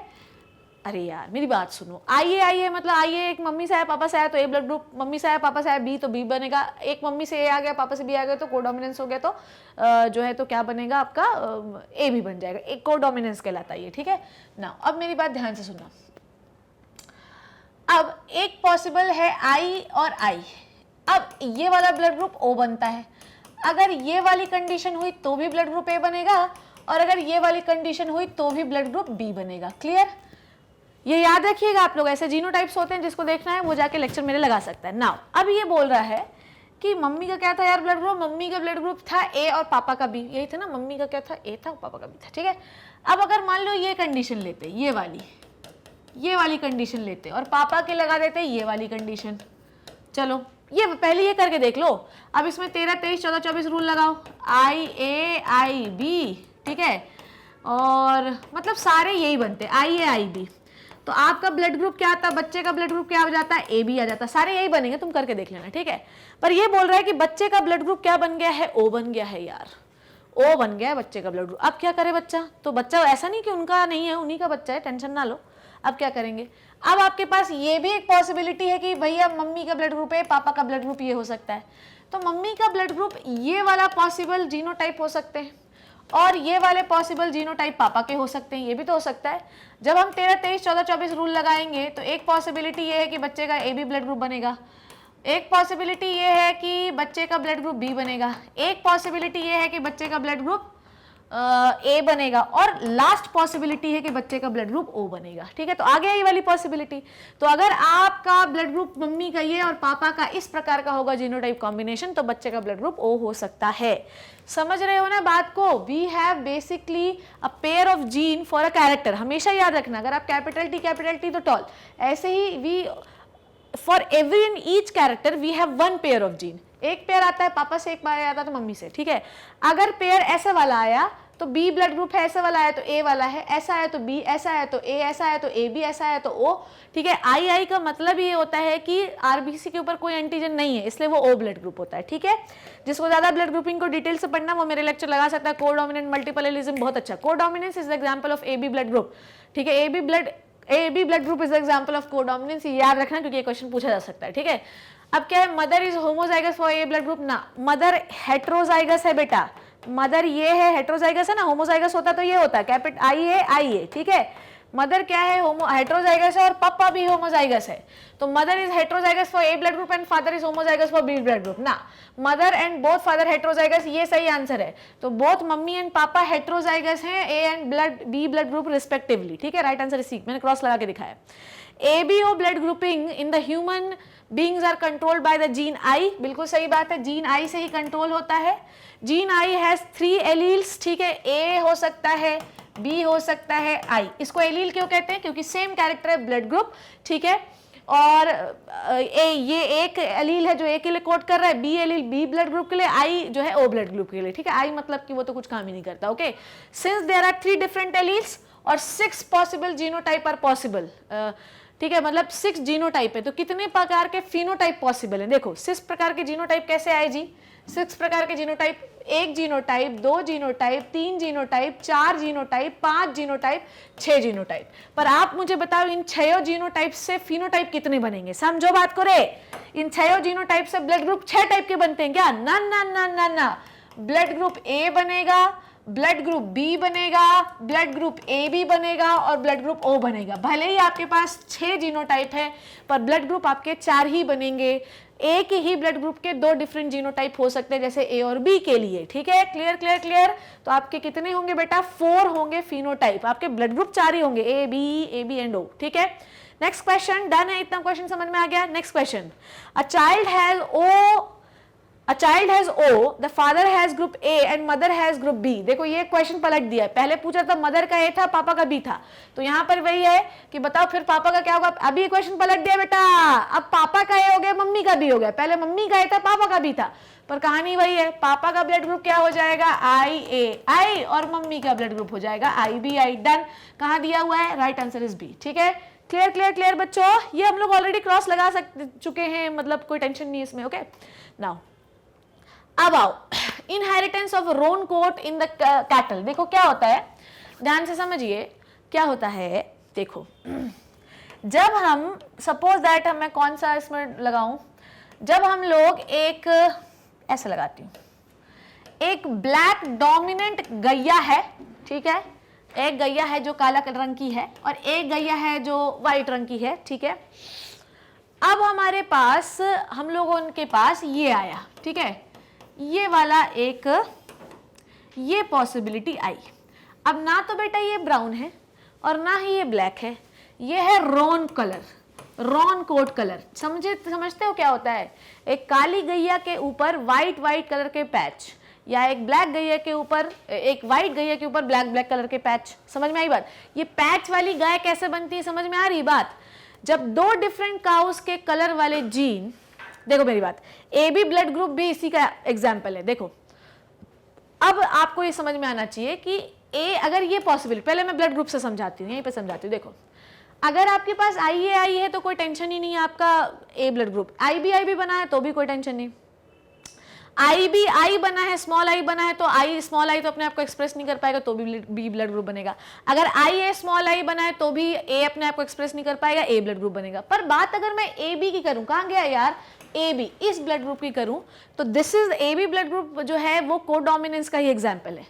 ए बोलता है ये वो पति पत्नी है बेटा जो शादी कर लेते हैं, ध्यान समझना, ये वो पति पत्नी है जो आपस में शादी तो कर लेते हैं पर इंडिपेंडेंटली दूसरे को अपना जीवन जीने देते हैं। इसलिए ऐसे ब्लड ग्रुप में आपके पास ए एंटीजन भी होता है और बी एंटीजन भी होता है। समझ में आई बात? दोनों अपने आप को इंडिपेंडेंटली एक्सप्रेस करते हैं, इसलिए ब्लड ग्रुप ए बी आ जाता है। इसे हम कहते हैं को डोमिनेंस। तू भी तेरा काम कर, मैं भी तेरे काम करूंगा। अगर एक काम कर रहा है दूसरा नहीं कर रहा है, इट इज इनकम्प्लीट डोमिनेंस। ठीक है मेरे लल्ला? तो wrong colour of coat incomplete dominance का एग्जांपल है, जिसमें दोनों कलर अपने आप को एक्सप्रेस करते हैं। अब आधी गई है व्हाइट, आधा गई है तो ब्लैक नहीं हो सकती, इसलिए चितकबरी गाय हमको दिखाई देने लगती है। तो ये इसका एग्जांपल है को डोमिनेंस का। जब दोनों डिफरेंट कलर अपने आप को एक्सप्रेस करें तो अब आधा आधा कलर तो हो नहीं सकता, इसलिए जो है पैचेस में आने लगता है colour, and this is the wrong coat colour of the cattle. Clear मेरे बच्चों? ठीक है मेरे बच्चों, क्लियर हो गया? चलो बच्चों, कितने प्यारे प्यारे सवाल हैं, और प्यारे प्यारे सवाल जो हैं ये प्यारे प्यारे एग्जाम में आएंगे। क्लियर? नेक्स्ट देखते हैं मेरे बच्चों, match the column 1 with the column 2 and select the correct option for the given codes. Done done done done. चलो सबसे पहले अपन कहां से शुरू करें? लॉ ऑफ इंडिपेंडेंट, नहीं, लॉ ऑफ सेग्रीगेशन से शुरू करते हैं। लॉ ऑफ सेग्रीगेशन हमको क्या बताता है? लॉ ऑफ सेग्रीगेशन हमको बताता है मेरे बच्चों क्या, चलो okay, A B O blood groups. Okay, मैं तो देखो आंसर भी लगा दिया क्या यार? ओहो सॉरी, ये सब में आंसर क्यों लगाई मैं? चलो कोई बात नहीं। अगर हम डाई हाइब्रिड, अच्छा टेस्ट क्रॉस का रेशियो हमेशा कितना आता है? 1:1 आता है ना, तो डाई हाइब्रिड टेस्ट क्रॉस क्या होगा? ये तो 1 का क्या हो गया? 3। ठीक है, 1 का क्या हो गया? 3 है। 1 का 3 कहाँ कहाँ दिया हुआ है? इसमें तो दिया नहीं है, इसमें तो दिया नहीं है, इसमें दिया, इसमें उसमें दिया। अब क्लियर करते हैं। अब लॉ ऑफ सेग्रीगेशन, चलो देखते हैं, इसको भी सॉल्व करवा देती हूँ। मान लो कैपिटल टी, स्मॉल टी को अपन फ्यूज करा रहे हैं। जब भी नया कॉम्बिनेशन बनाना है, पुराने वाले को सेपरेट करना पड़ेगा। ठीक है, तभी आप नए कॉम्बिनेशन बना सकते हो, 100% हेटेरोजाइगस टॉल बनेंगे। जब हमने पुराने वाले को सेपरेट किया, इस पेयर को सेपरेट किया, तो किसी से किसी को लेने देना हुआ क्या? नहीं। This is called as law of purity of gamete. Law of segregation law of purity of gamete होता है बेटा। जब हम गैमेट्स को सेपरेट करते हैं और गैमेट इंडिपेंडेंटली इधर उधर अपने क्रोमोसोम के तौर पे जाते हैं, तो किसी से किसी को कोई फर्क नहीं पड़ता। If the combination is capital T, जब हम इस पेयर को सेपरेट करेंगे तो कैपिटल टी अलग जाएगा, दूसरा कैपिटल टी दूसरे गैमेट में जाएगा, पर इससे किसी को कोई फर्क नहीं पड़ता। ठीक है, dihybrid, okay. Law of independent assortment का रेशियो क्या आता है बच्चों? 9:3:3:1। लॉ ऑफ इंडिपेंडेंट असॉर्टमेंट हमको ये बताता है कि 1 ले लो जीन, 2 ले लो जीन, 3 ले लो, 25 ले लो जीन, पर नेक्स्ट जनरेशन में कोई किसी के काम में इंटरफेयर नहीं करेगा, और अगर कर रहा है तो मेंडेलियन प्रिंसिपल को फॉलो नहीं कर रहे आप, फिर तो लॉ ऑफ डोमिनेंस जो है फेल हो गया, सारे लॉ फेल हो गए। अब आप को डोमिनेंस, मल्टीपल एलिज्म, प्लेयोट्रोपी ये सब फॉलो कर रहे हो। डन है बच्चों? और ABO blood group multiple allelism को फॉलो करता है। ये क्या होता है यार? मल्टीपल एलिज्म क्या होता है बेटा? जब एक ही पॉपुलेशन में एक कैरेक्टर के मल्टीपल एलील्स हो, population is human being, character is blood group, पर किसी का ब्लड ग्रुप ए है, किसी का बी है, किसी का ए बी है, किसी का ओ है, तो मल्टीपल एलील्स हैं एक ही कैरेक्टर के एक ही पॉपुलेशन में। This is the multiple allelism. ABO blood grouping is the example of multiple allelism. AB blood group is the example of codominance. कभी नहीं भूलियो इतनी बात। So right answer is A. मैंने हर ऑप्शन को आपको एक्सप्लेन करके भी बता दिया। डन है बच्चों? Next question. When two pairs of the traits are combined in a hybrid, segregation of one pair of character is independent of other pair. The statement explains which of the following principle of Mendel. When two pair of the trait combine in a hybrid, ठीक है, segregation of one pair character is independent. यहीं पे तो लिखा है यार। जब आप दो कैरेक्टर को आपस में ले रहे हो और जब नेक्स्ट जनरेशन में जाना है तो दोनों अपना अपना अलग अलग चले गए, किसी को किसी से कोई फर्क नहीं पड़ रहा है, तो इंडिपेंडेंटली जा रहे हो। नेक्स्ट जनरेशन में कोई लेना देना नहीं है। ऐसा नहीं राउंड येलो में घुस गए, येलो रिंकल में घुस गए, ना ना ना ना ना। इसे हम क्या कहते हैं? इस रूल को हम कहते हैं लॉ ऑफ इंडिपेंडेंट असॉर्टमेंट मेरे बच्चों। ठीक है बेटा जी, अगला क्वेश्चन। क्रोमोसोमल जो है वो थ्योरी किसने दी है? बिना सोचे, सोचना तो है ही, ठीक है, सोचना तो है ही। इसको दिया है सटन एंड बोवेरी ने बच्चों। सटन एंड बोवेरी ने दिया है क्रोमोसोमल थ्योरी ऑफ इनहेरिटेंस। इस थ्योरी के अकॉर्डिंग जिस प्रकार से जीन एक जनरेशन से दूसरे जनरेशन में जाते हैं, जो दो डिफरेंट जीन नेक्स्ट जनरेशन में जाते हैं बिना किसी को इंटरफेयर किए, बेटा वैसे जीन कहाँ प्रेजेंट है मेरे लल्ला? क्रोमोसोम में ही प्रेजेंट है ना। तो अगर जीन इंडिपेंडेंटली जा रहा है तो क्रोमोसोम भी तो इंडिपेंडेंटली जाएगा। तो जिस प्रकार से जीन एक जनरेशन से दूसरे जनरेशन में बिना इंटरफेयर किए जाते हैं, वैसे क्रोमोसोम भी जाते हैं। This is the chromosomal theory of inheritance. ठीक है, Sutton and Boveri. Next question. ये क्या है मैम? इतना बड़ा क्वेश्चन, घबराना नहीं है अपने को यार। चलो अब आगे देखो भाई क्रोमोसोमल थ्योरी, एक्सेप्शन के कर लिए, क्रोमोसोमल थ्योरी के कर लिए एक आधा क्वेश्चन। अब हम लोग आ रहे हैं थोड़ा सा लिंकेज के बारे में। देखो स्टूडेंट ने दिया था 1911 में लिंकेज मैप की एक कहानी, ठीक है। 1913 में ड्रोसोफिला के 4 क्रोमोसोम पर उसने लिंकेज मैप किया। पर आज मैं आपको कुछ अच्छी, आज का ऑलरेडी हम लोग पढ़ चुके हैं, देखो ध्यान से ध्यान से सुनना। चलो, इन मेज कलर एंडोस्पर्म सी, मेज का जो कवर है वो है एंडोस्पर्म सी, कवर नहीं एंडोस्पर्म है, ठीक है, it is a nutritional part, is dominant over the colourless small c, सीधी बात है। Full endosperm is R dominant over the small r. Colour of endosperm क्या है, क्या है, इट इज द कलर क्या है, कलर क्या है यार, कलर कहाँ गया, okay okay, mess coloured, coloured कुछ नहीं है, कलर्ड एंडोस्पर्म जो है वो डोमिनेंट है बिना कलर वाले के, और जो फुल एंडोस्पर्म है वो डोमिनेंट है किसके ऊपर, श्रंकन के ऊपर। क्लियर हुआ इतनी बात, ठीक। When the dihybrid of F1 generation were test crossed, ठीक है, F1 जनरेशन को टेस्ट क्रॉस किया गया, टेस्ट क्रॉस समझ गए ना, रेसेसिव पेरेंट से क्रॉस कराना है। इट प्रोड्यूस 4 फिनोटाइप, 4 प्रकार के फिनोटाइप मिले, ठीक है, जिनका परसेंटेज था ये, कलर्ड फुल का परसेंटेज था 41, कलर श्रंकन का परसेंटेज था 5, कलर फुल का परसेंटेज था 7% और कलर श्रंकन का था 40%, ठीक है। Okay, from this data what will be the distance between 2 non allylic gene, हमको ये बताना है कि इन 2 नॉन एलिलिक जीन्स के बीच में कितना जो है आपका वो है क्या है, डिस्टेंस है। चलिए नॉन एलिलिक जीन्स देखते हैं क्या है नॉन एलिलिक जीन्स, आओ समझते हैं। अब देखो नॉर्मली अगर मैं बात करूं किसकी, अगर मैं बात करूं कैपिटल टी, स्मॉल टी को फ्यूज किया तो हमने कैपिटल टी स्मॉल टी मिला जो कि एक टॉल प्लांट था। पर बेटा ये प्योर कहानी है, नॉर्मली कॉम्बिनेशन ऐसे ही बनते हैं, पर अगर कॉम्बिनेशन कुछ डिफरेंट टाइप का बन गया है मतलब लिंकेज की कहानी हो चुकी है। आपके मेज का एंडोस्पर्म होना चाहिए फुल और कलर्ड, ठीक है, या होना चाहिए कलरलेस या श्रिंकन, ठीक है, सीधी बात है। या तो आपके 2 रेसेसिव एक साथ आ जाएं, या तो 2 डोमिनेंट एक साथ आ जाएं, या तो 2 डोमिनेंट एक साथ आ जाएं। Done.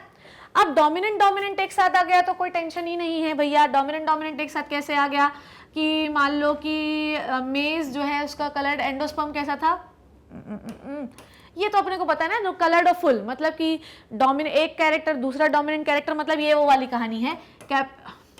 Capital R capital Y, कोई टेंशन ही नहीं है। कैपिटल आर राउंड और कैपिटल वाई येलो, ठीक है। तो 2 डोमिनेंट कैरेक्टर एक साथ आए, ये वाली कंडीशन भी पॉसिबल है कि भैया ऐसा है कि 2 रेसेसिव कैरेक्टर एक साथ आ जाए, ये भी पॉसिबल है। पर जब हमको कोई हाइब्रिड मिलने लगता है, ध्यान से समझो, जब हमको कोई हाइब्रिड मिलने लगता है तो हम ये मानते हैं कि लिंकेज हो गया। जैसे कि कलर्ड श्रिंकन एक नया कॉम्बिनेशन है और कलर्ड फुल एक नया कॉम्बिनेशन है। देखो ध्यान से, ये एक क्रोमोसोम है, ठीक है। अब यहाँ पर देखो, ध्यान समझना, यहाँ पर एक कलर वाला जीन है जो कि कलर मतलब डार्क कलर देता है, ठीक है। और इसी के जस्ट पास बेटा, इसी के जस्ट पास क्या प्रेजेंट है, श्रंक करने वाला, डार्क लिख दूं यार, श्रंक करने वाला या श्रिंक करने वाला जीन प्रेजेंट है, ठीक है।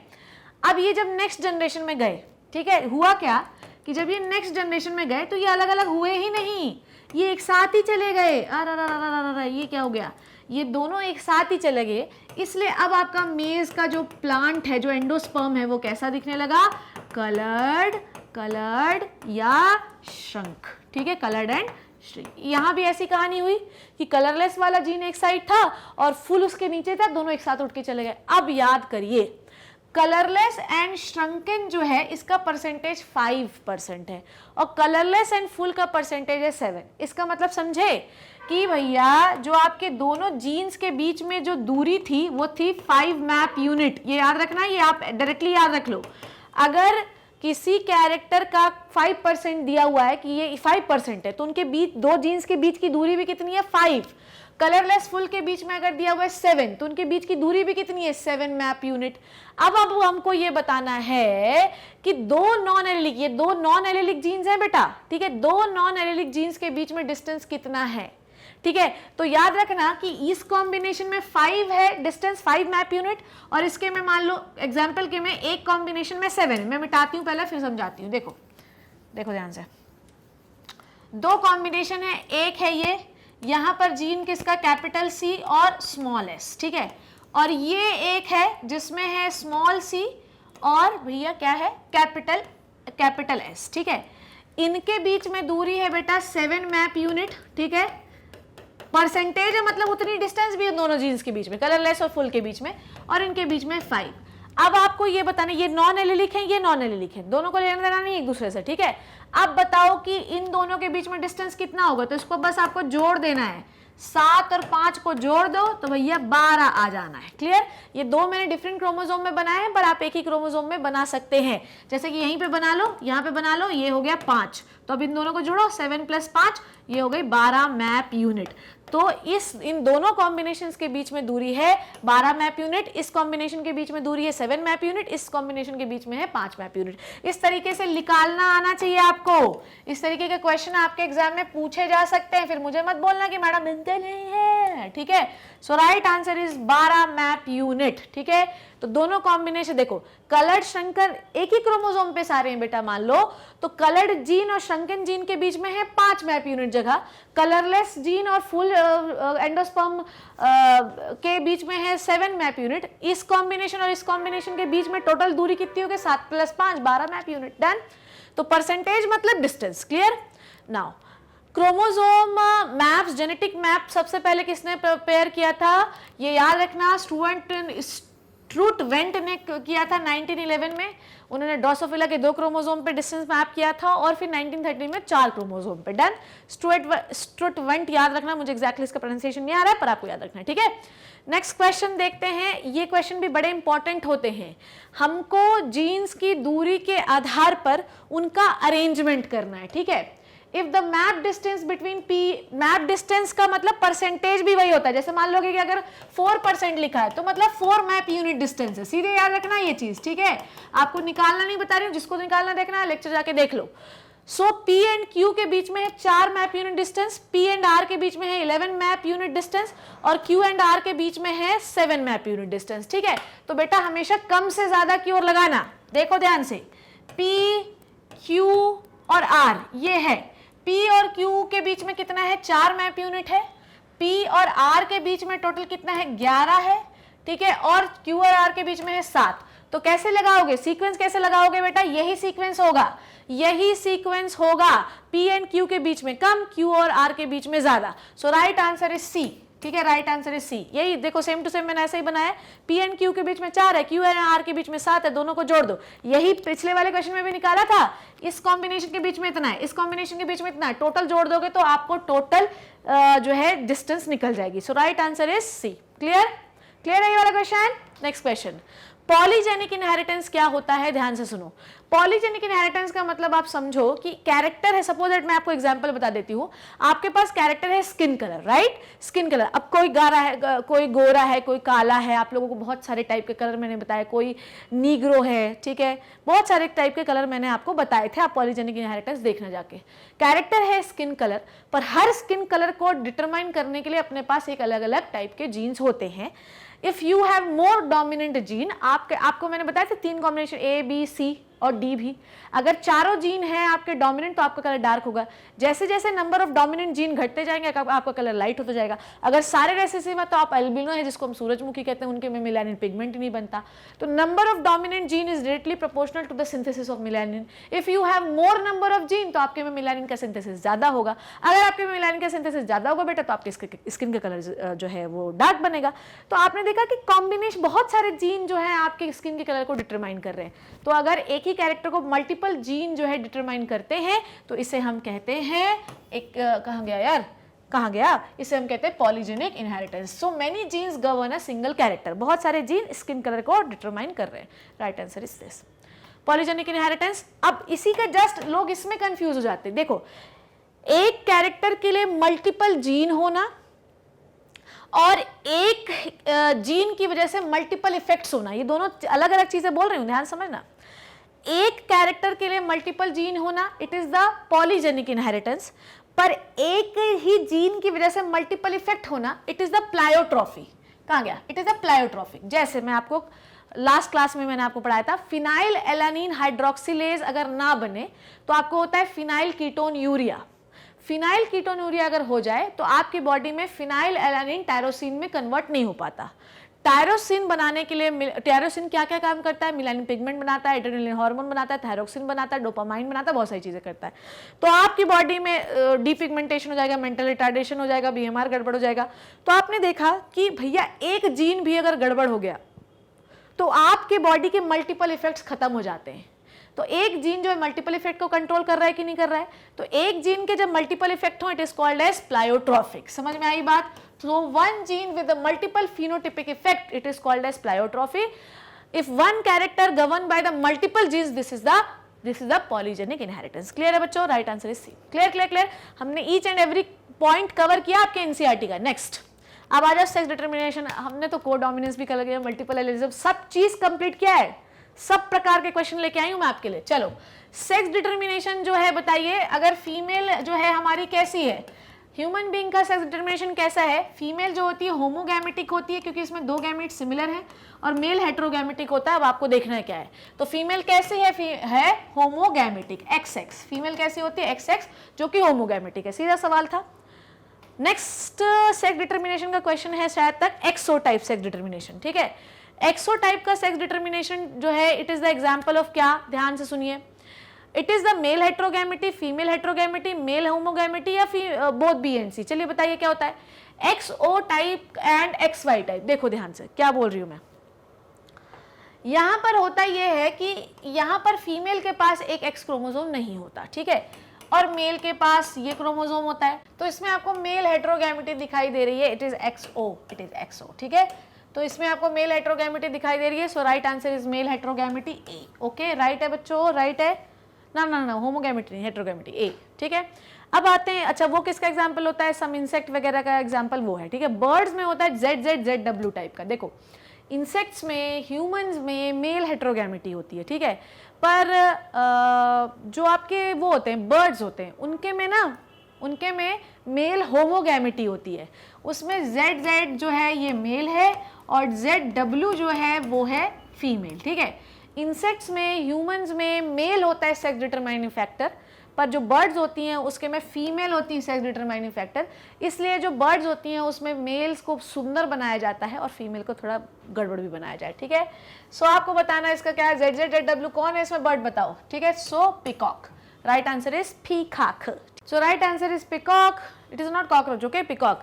सो याद रखना इंसेक्ट में होता है XO XY टाइप का, पर ड्रोसोफिला का सेक्स डिटरमिनेशन मैंने अलग से लेक्चर बनाया, वो जाके आप देखना।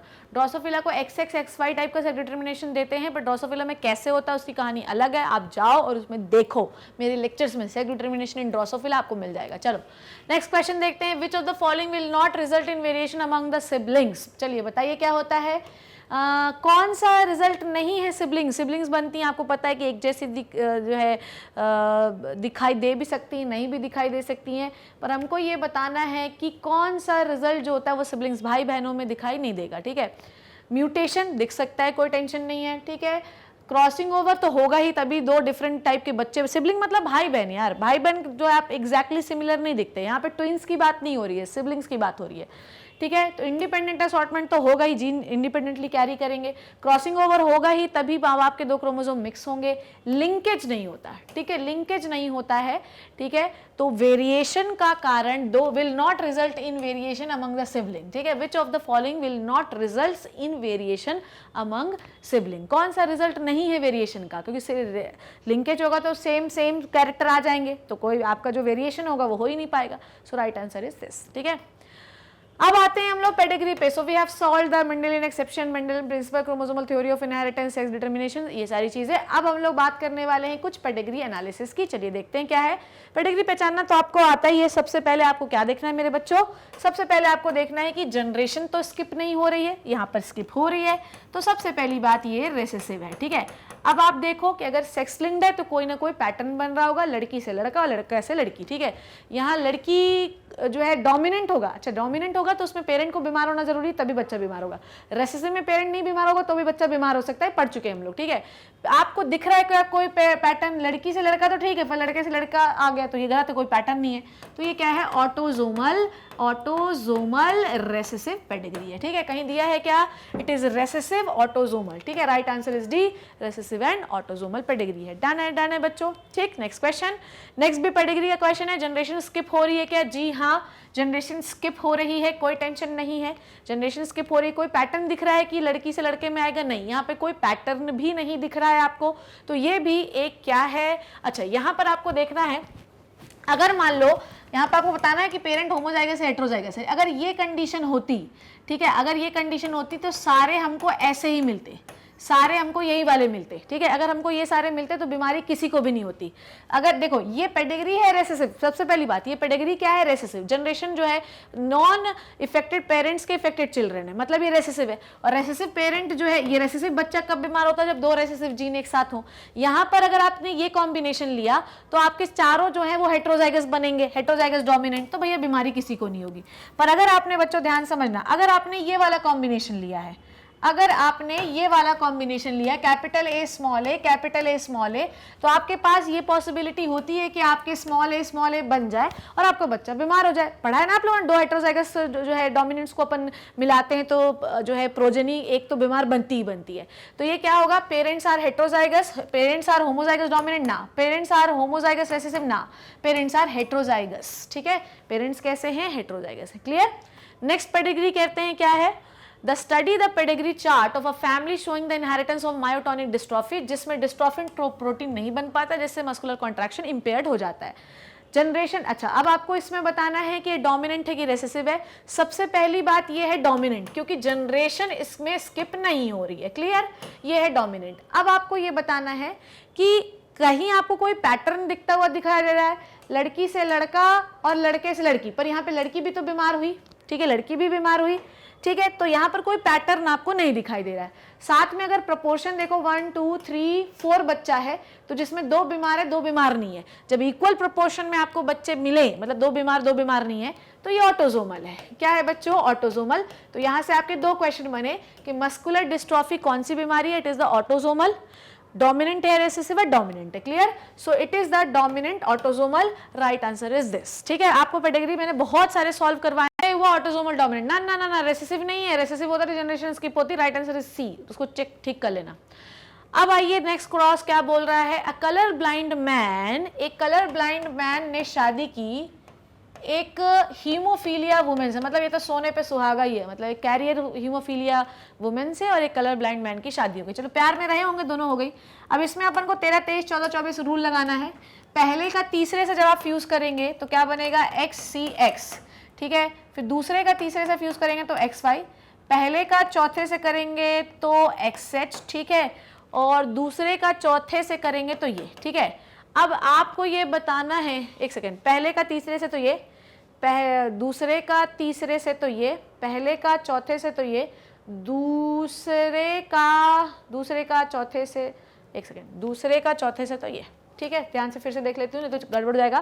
पहले का तीसरे से ये बना, ठीक है, दूसरे का तीसरे से ये बना, ठीक है, फिर पहले का चौथे से ये बना, दूसरे के चौथे से ये बना। डन है। अब हमको ये बताना है कि क्या रेशियो मिला है हमको, चलिए देख लेते हैं। 20% female progeny carry the genes both haemophilia and colour blindness, सही है ना। ये वाले देखो 25% को कलर ब्लाइंडनेस और हीमोफीलिया दोनों का जीन मिला, तो ये तो सही है यार। 25% male progeny carry only the gene of haemophilia, कहाँ है यार, मेल कैरी, हाँ बिल्कुल, ये देखो 25 को सिर्फ हीमोफीलिया का जीन मिला, ये भी सही है। 25% female progeny carry only the gene of colour blindness, ये भी सही है, तो ये भी सही है, मतलब तीनों ऑप्शन सही है। तो आपको ऐसे क्रॉस लगाना आना चाहिए, ठीक है। आपको ये पता होना चाहिए कि अगर कलर ब्लाइंड मैन बोल रहा है तो वाई लिंक डिजीज नहीं है colour blind, it is the x link disease. अगर कैरियर हीमोफीलिया फीमेल बोल रहा है तो एक ही एक्स क्रोमोसोम पे H जीन होगा, ठीक है। अगर हीमोफीलिया वुमेन है तो दोनों एक्स क्रोमोसोम पे होगा, सो दोनों एक्स लिंक रेसेसिव डिसऑर्डर है, ये आपको पता होना चाहिए, ठीक है। So right answer is D. अब नेक्स्ट क्वेश्चन देखो, एक फादर जो है कलर ब्लाइंड, ये कॉम्बिनेशन हुआ, एक मदर जो है वो कलर ब्लाइंड कैरियर है। अब इसके कॉम्बिनेशन बनाओ बच्चों, 13 पहली ही कलर ब्लाइंड आई, 23 दूसरा भी कलर ब्लाइंड आया, 14 ये आई कैरियर और 24 आया नॉर्मल। तो 50% ये मेल फीमेल कलर ब्लाइंड है क्योंकि एक्स लिंक्ड है, दोनों एक्स क्रोमोसोम पे जीन होना चाहिए तभी कलर ब्लाइंड फीमेल होगी। और एक्स क्रोमोसोम लिंक्ड है तो वाई क्रोमोसोम से कोई लेना देना नहीं है, तो मेल भी बीमार होगा। तो 50% जो बच्चे होंगे वो कलर ब्लाइंड होंगे। सो राइट आंसर इज बी। आपको क्रॉस लगाना आना चाहिए, ठीक है। Next question, a marriage between normal vision man, ठीक है, बढ़िया है बेचारा, सही था, और इसकी शादी करवा दी। उसको नहीं देखा होगा कि रात में उसको सिग्नल नहीं दिखाई देता, बेचारा सोचा कर लेता हूँ शादी। रात में गाड़ी में ड्राइव किए तो बोले बता तो बता बता बता सुनीता कैसा है तेरा सिग्नल, वो देख ही नहीं पा रही है। अब आपको ये बताना है कि कैसे जो है अब marriage between normal vision man and colour blind women will produce, क्या प्रोड्यूस करेगा? 13। सबसे पहले वो कैरियर वुमेन प्रोड्यूस करेगा, फिर एक कलर ब्लाइंड मेल प्रोड्यूस कर सकती है वो, और क्या प्रोड्यूस कर सकती है? 13, 23, 14 और 24, ठीक है। तो ये बेचारे इसके जो लड़के होंगे ना बेटा, वो सारे 13, 23, 14, 24 रूल आपको लगाना बिल्कुल शानदार तरीके से आना चाहिए, ठीक है। आपको पता है कि colour blind x linked disease है, फीमेल तभी बीमार होगी जब दोनों एक्स क्रोमोसोम पे उसका खराब जीन होगा। मेल अगर नॉर्मल है तो एक्स क्रोमोसोम नॉर्मल है तो कहीं पे भी नहीं होगा, और बिगड़ा हुआ मेल को कलर ब्लाइंड है तो एक्स क्रोमोसोम पे भी काम चल जाएगा।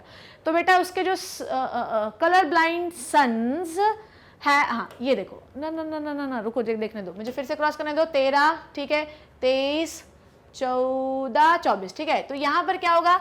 50% sons are color blind, 50% carrier daughter, normal sons and carrier daughter, color blind sons and carrier daughter. Right option is D.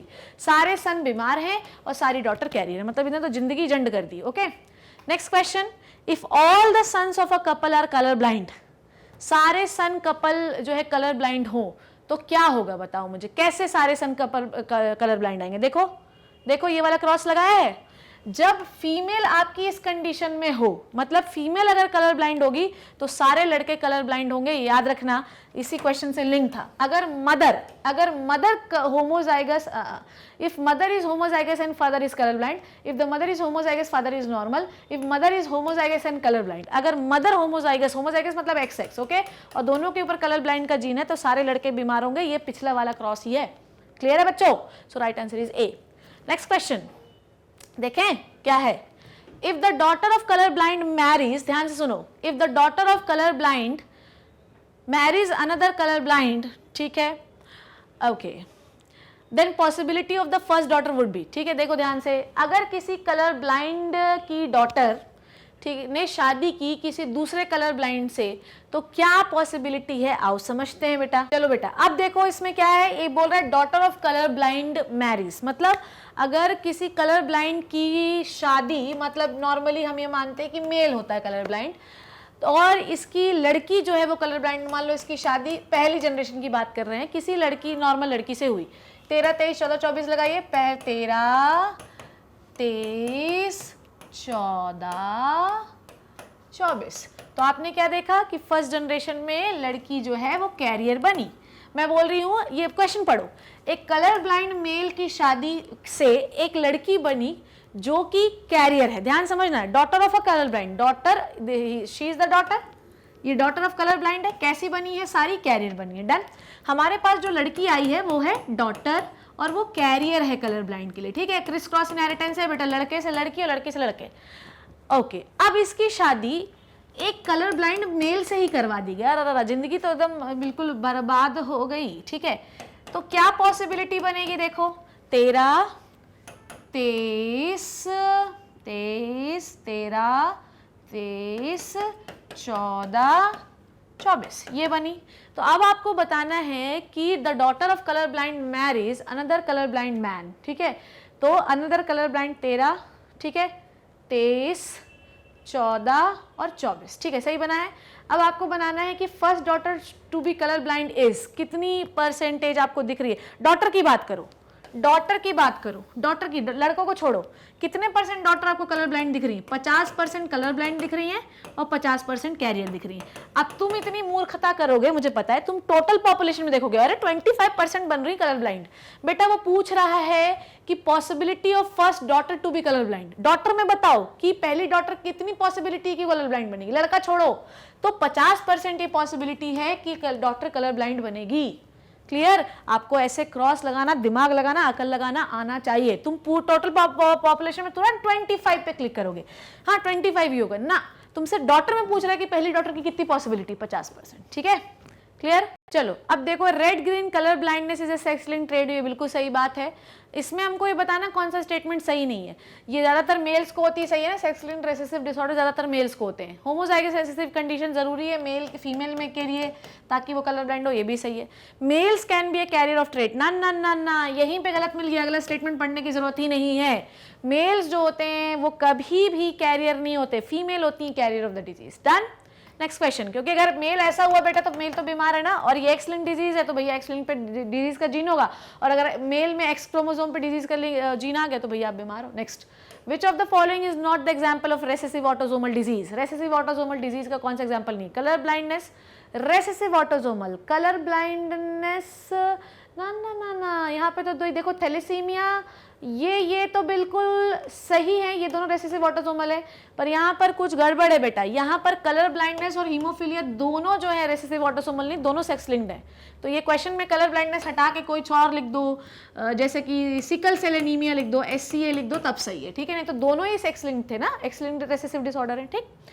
Okay, haemophilia दिया पर आपको मैंने सुधरवा दिया। Next question, which of the following trait is controlled by the recessive genes? बताना कौन सा जो ट्रेट है वो रेसेसिव जीन से कंट्रोल होता है। हंटिंगटन कोरिया और PTC, ठीक है? हीमोफीलिया आपको सीधे देखना है, पॉलीडेक्टाइली मतलब बहुत सारी उंगलियां, haemophilia is a sex linked recessive disorder, ठीक है? ज़्यादा देखना ही नहीं, अकल ही नहीं लगानी। Next question, failure of the segregation of chromatid during the cell division results in the gain and loss of chromosome. बताओ मुझे, अगर आपके पास 46 क्रोमोसोम है, उसमें एक प्लस हो गया या 46 में से एक माइनस हो गया, तो इस कंडीशन को हम क्या कहते हैं? एन्यूप्लॉइडी, ठीक है? It is a condition of having fewer of, ठीक है? एन्यूप्लॉइडी तो लिख ही दिया, तो आंसर ही लिख दिया, एन्यूप्लॉइडी कहते हैं बेटा। एन्यूप्लॉइडी होता है मतलब एक क्रोमोसोम एडिशन हो जाए या उसका डिलीशन हो जाए, आंसर ही बता दिया उसने। Next question, human female with Turner syndrome, याद है आपको? एक ऐसी लड़की थी, ठीक है, बेचारी ने गैमीट बनाना था, 2 गैमीट बने थे इसके, पर एक ही गैमीट में दोनों एक्स क्रोमोसोम चले गए, एक में कुछ नहीं गया, बेचारी परेशान हो गई, ठीक है? ओके, या इसके पास कुछ नहीं गया, अरे ठीक, इस नॉन सेग्रीगेशन की वजह से इसके पास, अरे यार इसके पास कुछ नहीं गया, 0। अब स्पर्म आया, ठीक है? स्पर्म आया, अब बेटा अगर एक्स वाला स्पर्म इसके साथ फ्यूज हो गया तो आप क्या बन गए? एक्सो बन गए, तो आप टर्नर सिंड्रोम की फीमेल हो। डन? टर्नर सिंड्रोम जो होता है ह्यूमन फीमेल में हैज 45 क्रोमोसोम विद एक्सो, ठीक है? हैव 45, देखो क्या समझाया था मैंने आपको, फीमेल में होता है XX क्रोमोसोम। नॉर्मल कंडीशन में जब गैमीट बनाना है तो इस तरीके से गैमीट को सेपरेट होना चाहिए, या तो Y फ्यूज हो जाए या तो X फ्यूज हो जाए। डन? पर जब नॉन सेग्रीगेशन नहीं हुआ सही तरीके से सेग्रीगेशन, तो भैया ये तो बना पर इसके पास कोई नहीं आ पाया, अब 2 स्पर्म आ गए, अब एक स्पर्म है एक्स वाला, एक स्पर्म है वाई वाला। अगर मान लो इससे एक्स फ्यूज हो गया तो बनेगी एक्सो फीमेल, और यही होता है टर्नर सिंड्रोम। अगर एक्स इससे ज़्यादा फ्यूज हो गया तो इसको कहते हैं सुपर फीमेल, ठीक है? आपको पता है ये सारे डिफेक्ट हैं, ये हम लोगों ने अभी कुछ दिनों पहले ही पढ़ा है। तो बताइए क्या है ये? क्या है? Human female with XX chromo, Turner syndrome में क्या होता है? It is able to produce children, ना, टर्नर सिंड्रोम वाली कभी बच्चे नहीं पैदा कर सकती। It exhibit in male character, ना, ये हमेशा फीमेल्स में होता है। It has 1 additional X chromosome, ना, ये है 45 प्लस XO कंडीशन। डन? ये है। क्लियर है बच्चों? So right answer is A, ठीक? Next question, okay, now match the column 1 with the correct option ढूंढना है हमको। चलिए बताइए कौन कौन सा होता है। सबसे पहले शुरू करते हैं ओके, सबसे पहले हम लोग शुरू क्या करें? हम लोग शुरू करते हैं लाइन फिल्टर से शुरू करते हैं। एक एडिशनल सेक्स क्रोमोसोम होता है, XXY कंडीशन है लाइन फिल्टर सिंड्रोम, ठीक है? उसके बाद हमको बताना है down syndrome, Turner syndrome, absence of the sex chromosome, ये हो गया, ठीक है? इसमें XO कंडीशन होती है। डाउन सिंड्रोम में क्या होता है? क्रोमोसोमल में क्या होता है? चलो देखते हैं। क्रोमोसोमल म्यूटेशन में इन्वर्जन होता है, डाउन सिंड्रोम में प्रेजेंस ऑफ एक्स्ट्रा क्रोमोसोम होता है। चलो देखते हैं कहां पर दिया हुआ है। सो A का बेटा है, A का 2 है, A का 2 है, बी का 3 है, बी का 3 है, सी का 1 है, सी का 1 है, ओके। तो राइट आंसर इज सी। मिल गया। लाइनफेल्टर XXY क्रोमोसोम मतलब XX क्रोमोसोम एक्स्ट्रा हो गया। टर्नर सिंड्रोम एक्सो कंडीशन मतलब एक एक्स क्रोमोसोम गायब हो गया। डाउन सिंड्रोम की कहानी भी मैंने आपको बताई कि इसमें प्रेजेंस ऑफ एक्स्ट्रा क्रोमोसोम हो जाता है और क्रोमोसोमल में इन्वर्जन एक टाइप का म्यूटेशन है। Clear. Next match the column फिर से है। टर्नर सिंड्रोम क्या है? एक्सो कंडीशन है। लिंकेज किसने ढूंढा है? मॉर्गन ने ढूंढा है। वाई क्रोमोसोम में क्या होता है? टेस्टिस डिटरमाइनिंग फैक्टर होता है जो मेल कैरेक्टर बताता है। डाउन सिंड्रोम में एक एक्स्ट्रा क्रोमोसोम एक्स्ट्रा हो जाता है। ठीक है, ट्राइजोमी है ये तीसरे नंबर 21वें नंबर के क्रोमोसोम पे।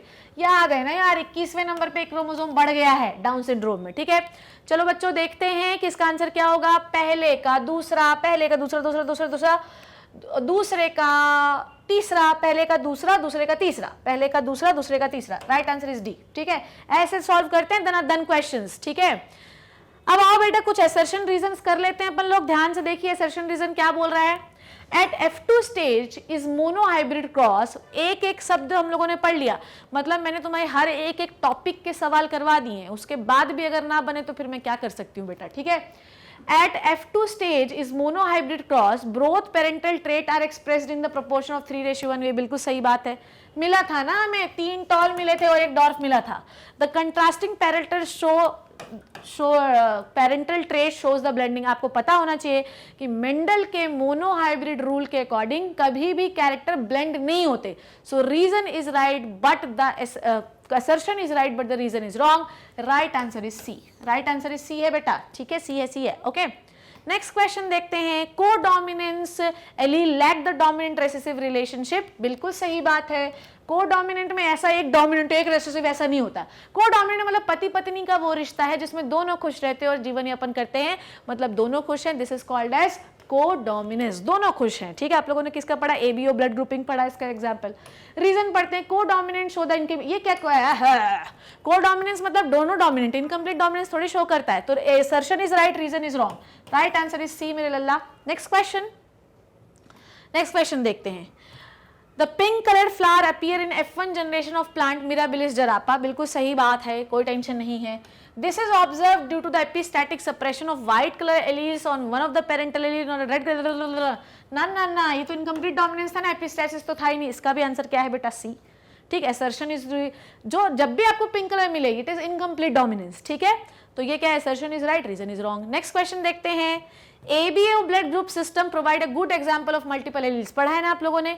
ए ब्लड ग्रुप को डिसाइड करने के लिए we have different types of allele, IA, IB, IO, बहुत सारे टाइप के एलील्स हैं। बिल्कुल सही है। इन ABO blood group system when IA and IB है ना, ये when I है and IB present together they both express their own types। ये I है, A है ना बेटा, IA। ठीक है, आइए चलो देखते हैं। तो मल्टीपल एलील्स का गुड एग्जाम्पल है, जब IA और IB दोनों एक साथ प्रोड्यूस करते हैं तो दोनों एक दूसरे को क्या करते हैं, दोनों एक दूसरे को बढ़िया तरीके से वो करते हैं, कोडोमिनेंस। यहाँ पर देखो पहले असर्शन में वो बात कर रहा है ब्लड ग्रुप के मल्टीपल एलीलिज्म के बारे में, पर दूसरे में वो कोडोमिनेंस के बारे में बात कर रहा है। दोनों असर्शन रीजन सही है, but reason is not the correct explanation of assertion. Right answer is B. Clear, right answer is B मेरे बच्चों। नेक्स्ट क्वेश्चन देखते हैं। Okay, complementary genes are non allelic genes. ठीक है, बिल्कुल सही है। कॉम्प्लीमेंट्री जीन क्या होता है, जैसे दो क्रोमोसोम है अपने पास, ध्यान से समझना। कॉम्प्लीमेंट्री जीन्स जो है ये ऐसे हैं, ठीक है, ये देखो, ये ए जीन है, ये बी जीन है, इंडिपेंडेंटली अपने आप को एक्सप्रेस कर रहे थे, ठीक है।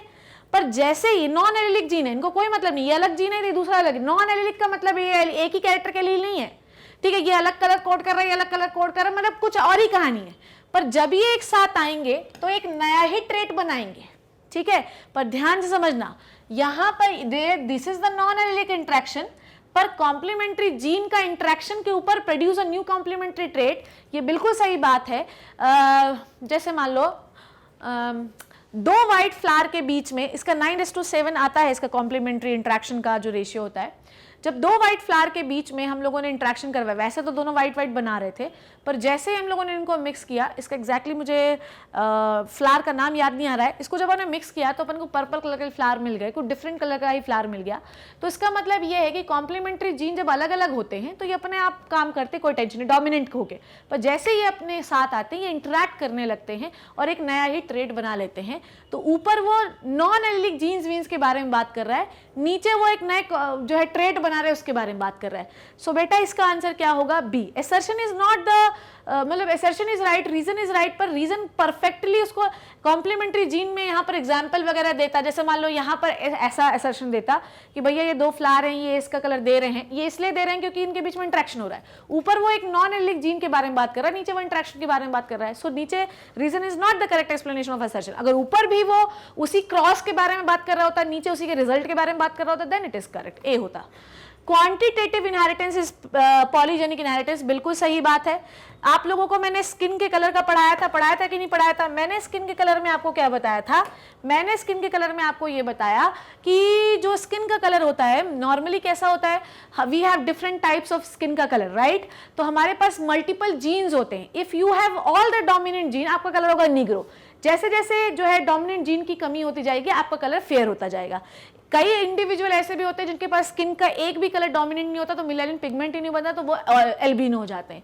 सो पॉलीजेनिक इनहेरिटेंस बिल्कुल क्वांटिटेटिव है। The more dominant quantity, more will be the darker colour. Several gene control the expression of a trait. क्यों होता है ऐसा? क्योंकि बहुत सारे जीन एक ही ट्रेट को कंट्रोल कर रहे हो। चलो, सो as A इज राइट, क्योंकि पॉलीजेनिक इनहेरिटेंस में इसलिए ऐसा हो रहा है क्योंकि बहुत सारे जीन जो है वो कंट्रोल कर रहे हैं एक ही ट्रेट को। जब बहुत सारे जीन डोमिनेंट स्टेज पे होंगे तो आपका जो ट्रेट है वो अलग होगा, नहीं एक्सप्रेस होंगे तो अलग होगा, right? So this is it बच्चों। So we have done the so many questions of the principle of inheritance and variation. हमने पूरा एमसीक्यू सेशन खत्म कर लिया और हमने एक एक पार्ट को आपके एनसीईआरटी के कवर किए हैं। अब मैं आपको नेक्स्ट चैप्टर शुरू करूंगी, पर उससे पहले मैं उसका एमसीक्यू पढ़ाऊंगी, मैंने डिसाइड कर लिया है, क्योंकि वो चैप्टर जो है इट इज़ वेरी इंपॉर्टेंट। पहले उसका एमसीक्यू करा दूंगी, उसके बाद चैप्टर देखते कब पढ़ेंगे और फिर हम एनसीईआरटी रिवीजन भी करेंगे। सो दिस इज इट बच्चों, आई hope you learn and enjoy the session. अगर आप इसी तरीके से मेरे बेहतरीन लेक्चर चाहते हैं तो you can visit the website of magnet brains. ठीक है, आपको जो एमसीक्यू सीरीज देखनी है आप देख सकते हो। 12th की बायोलॉजी की एमसीक्यू सीरीज बनी हुई है बच्चों, आप जाओ, उसमें सारे चैप्टर्स मैंने बना रखे हैं। ये मेरा 5वां चैप्टर है, I have already completed the 3 chapters. ये चौथा चैप्टर है जिसके मैं एमसीक्यू बना रही हूँ। आप प्लीज देखो उनको, क्योंकि उसमें मैंने हर पार्ट कवर किया, आपको बहुत मजा आएगा। See you in the next amazing MCQ lectures. तब तक मेरा वेट करिएगा और बायोलॉजी मेरे साथ पढ़ते रहिएगा बच्चों। इंतजार जरूर करिएगा और दूसरों से शेयर करिए, क्योंकि हर बार आपको कहती हूँ ज्ञान बांटने से बढ़ता है। ज्यादा डाउट निकलेंगे तो मेरे लिए ज्यादा अच्छा रहेगा और आपको ज्यादा नॉलेज बढ़ेगी। See you in the next session बच्चों, तब तक thank you so much and bye bye.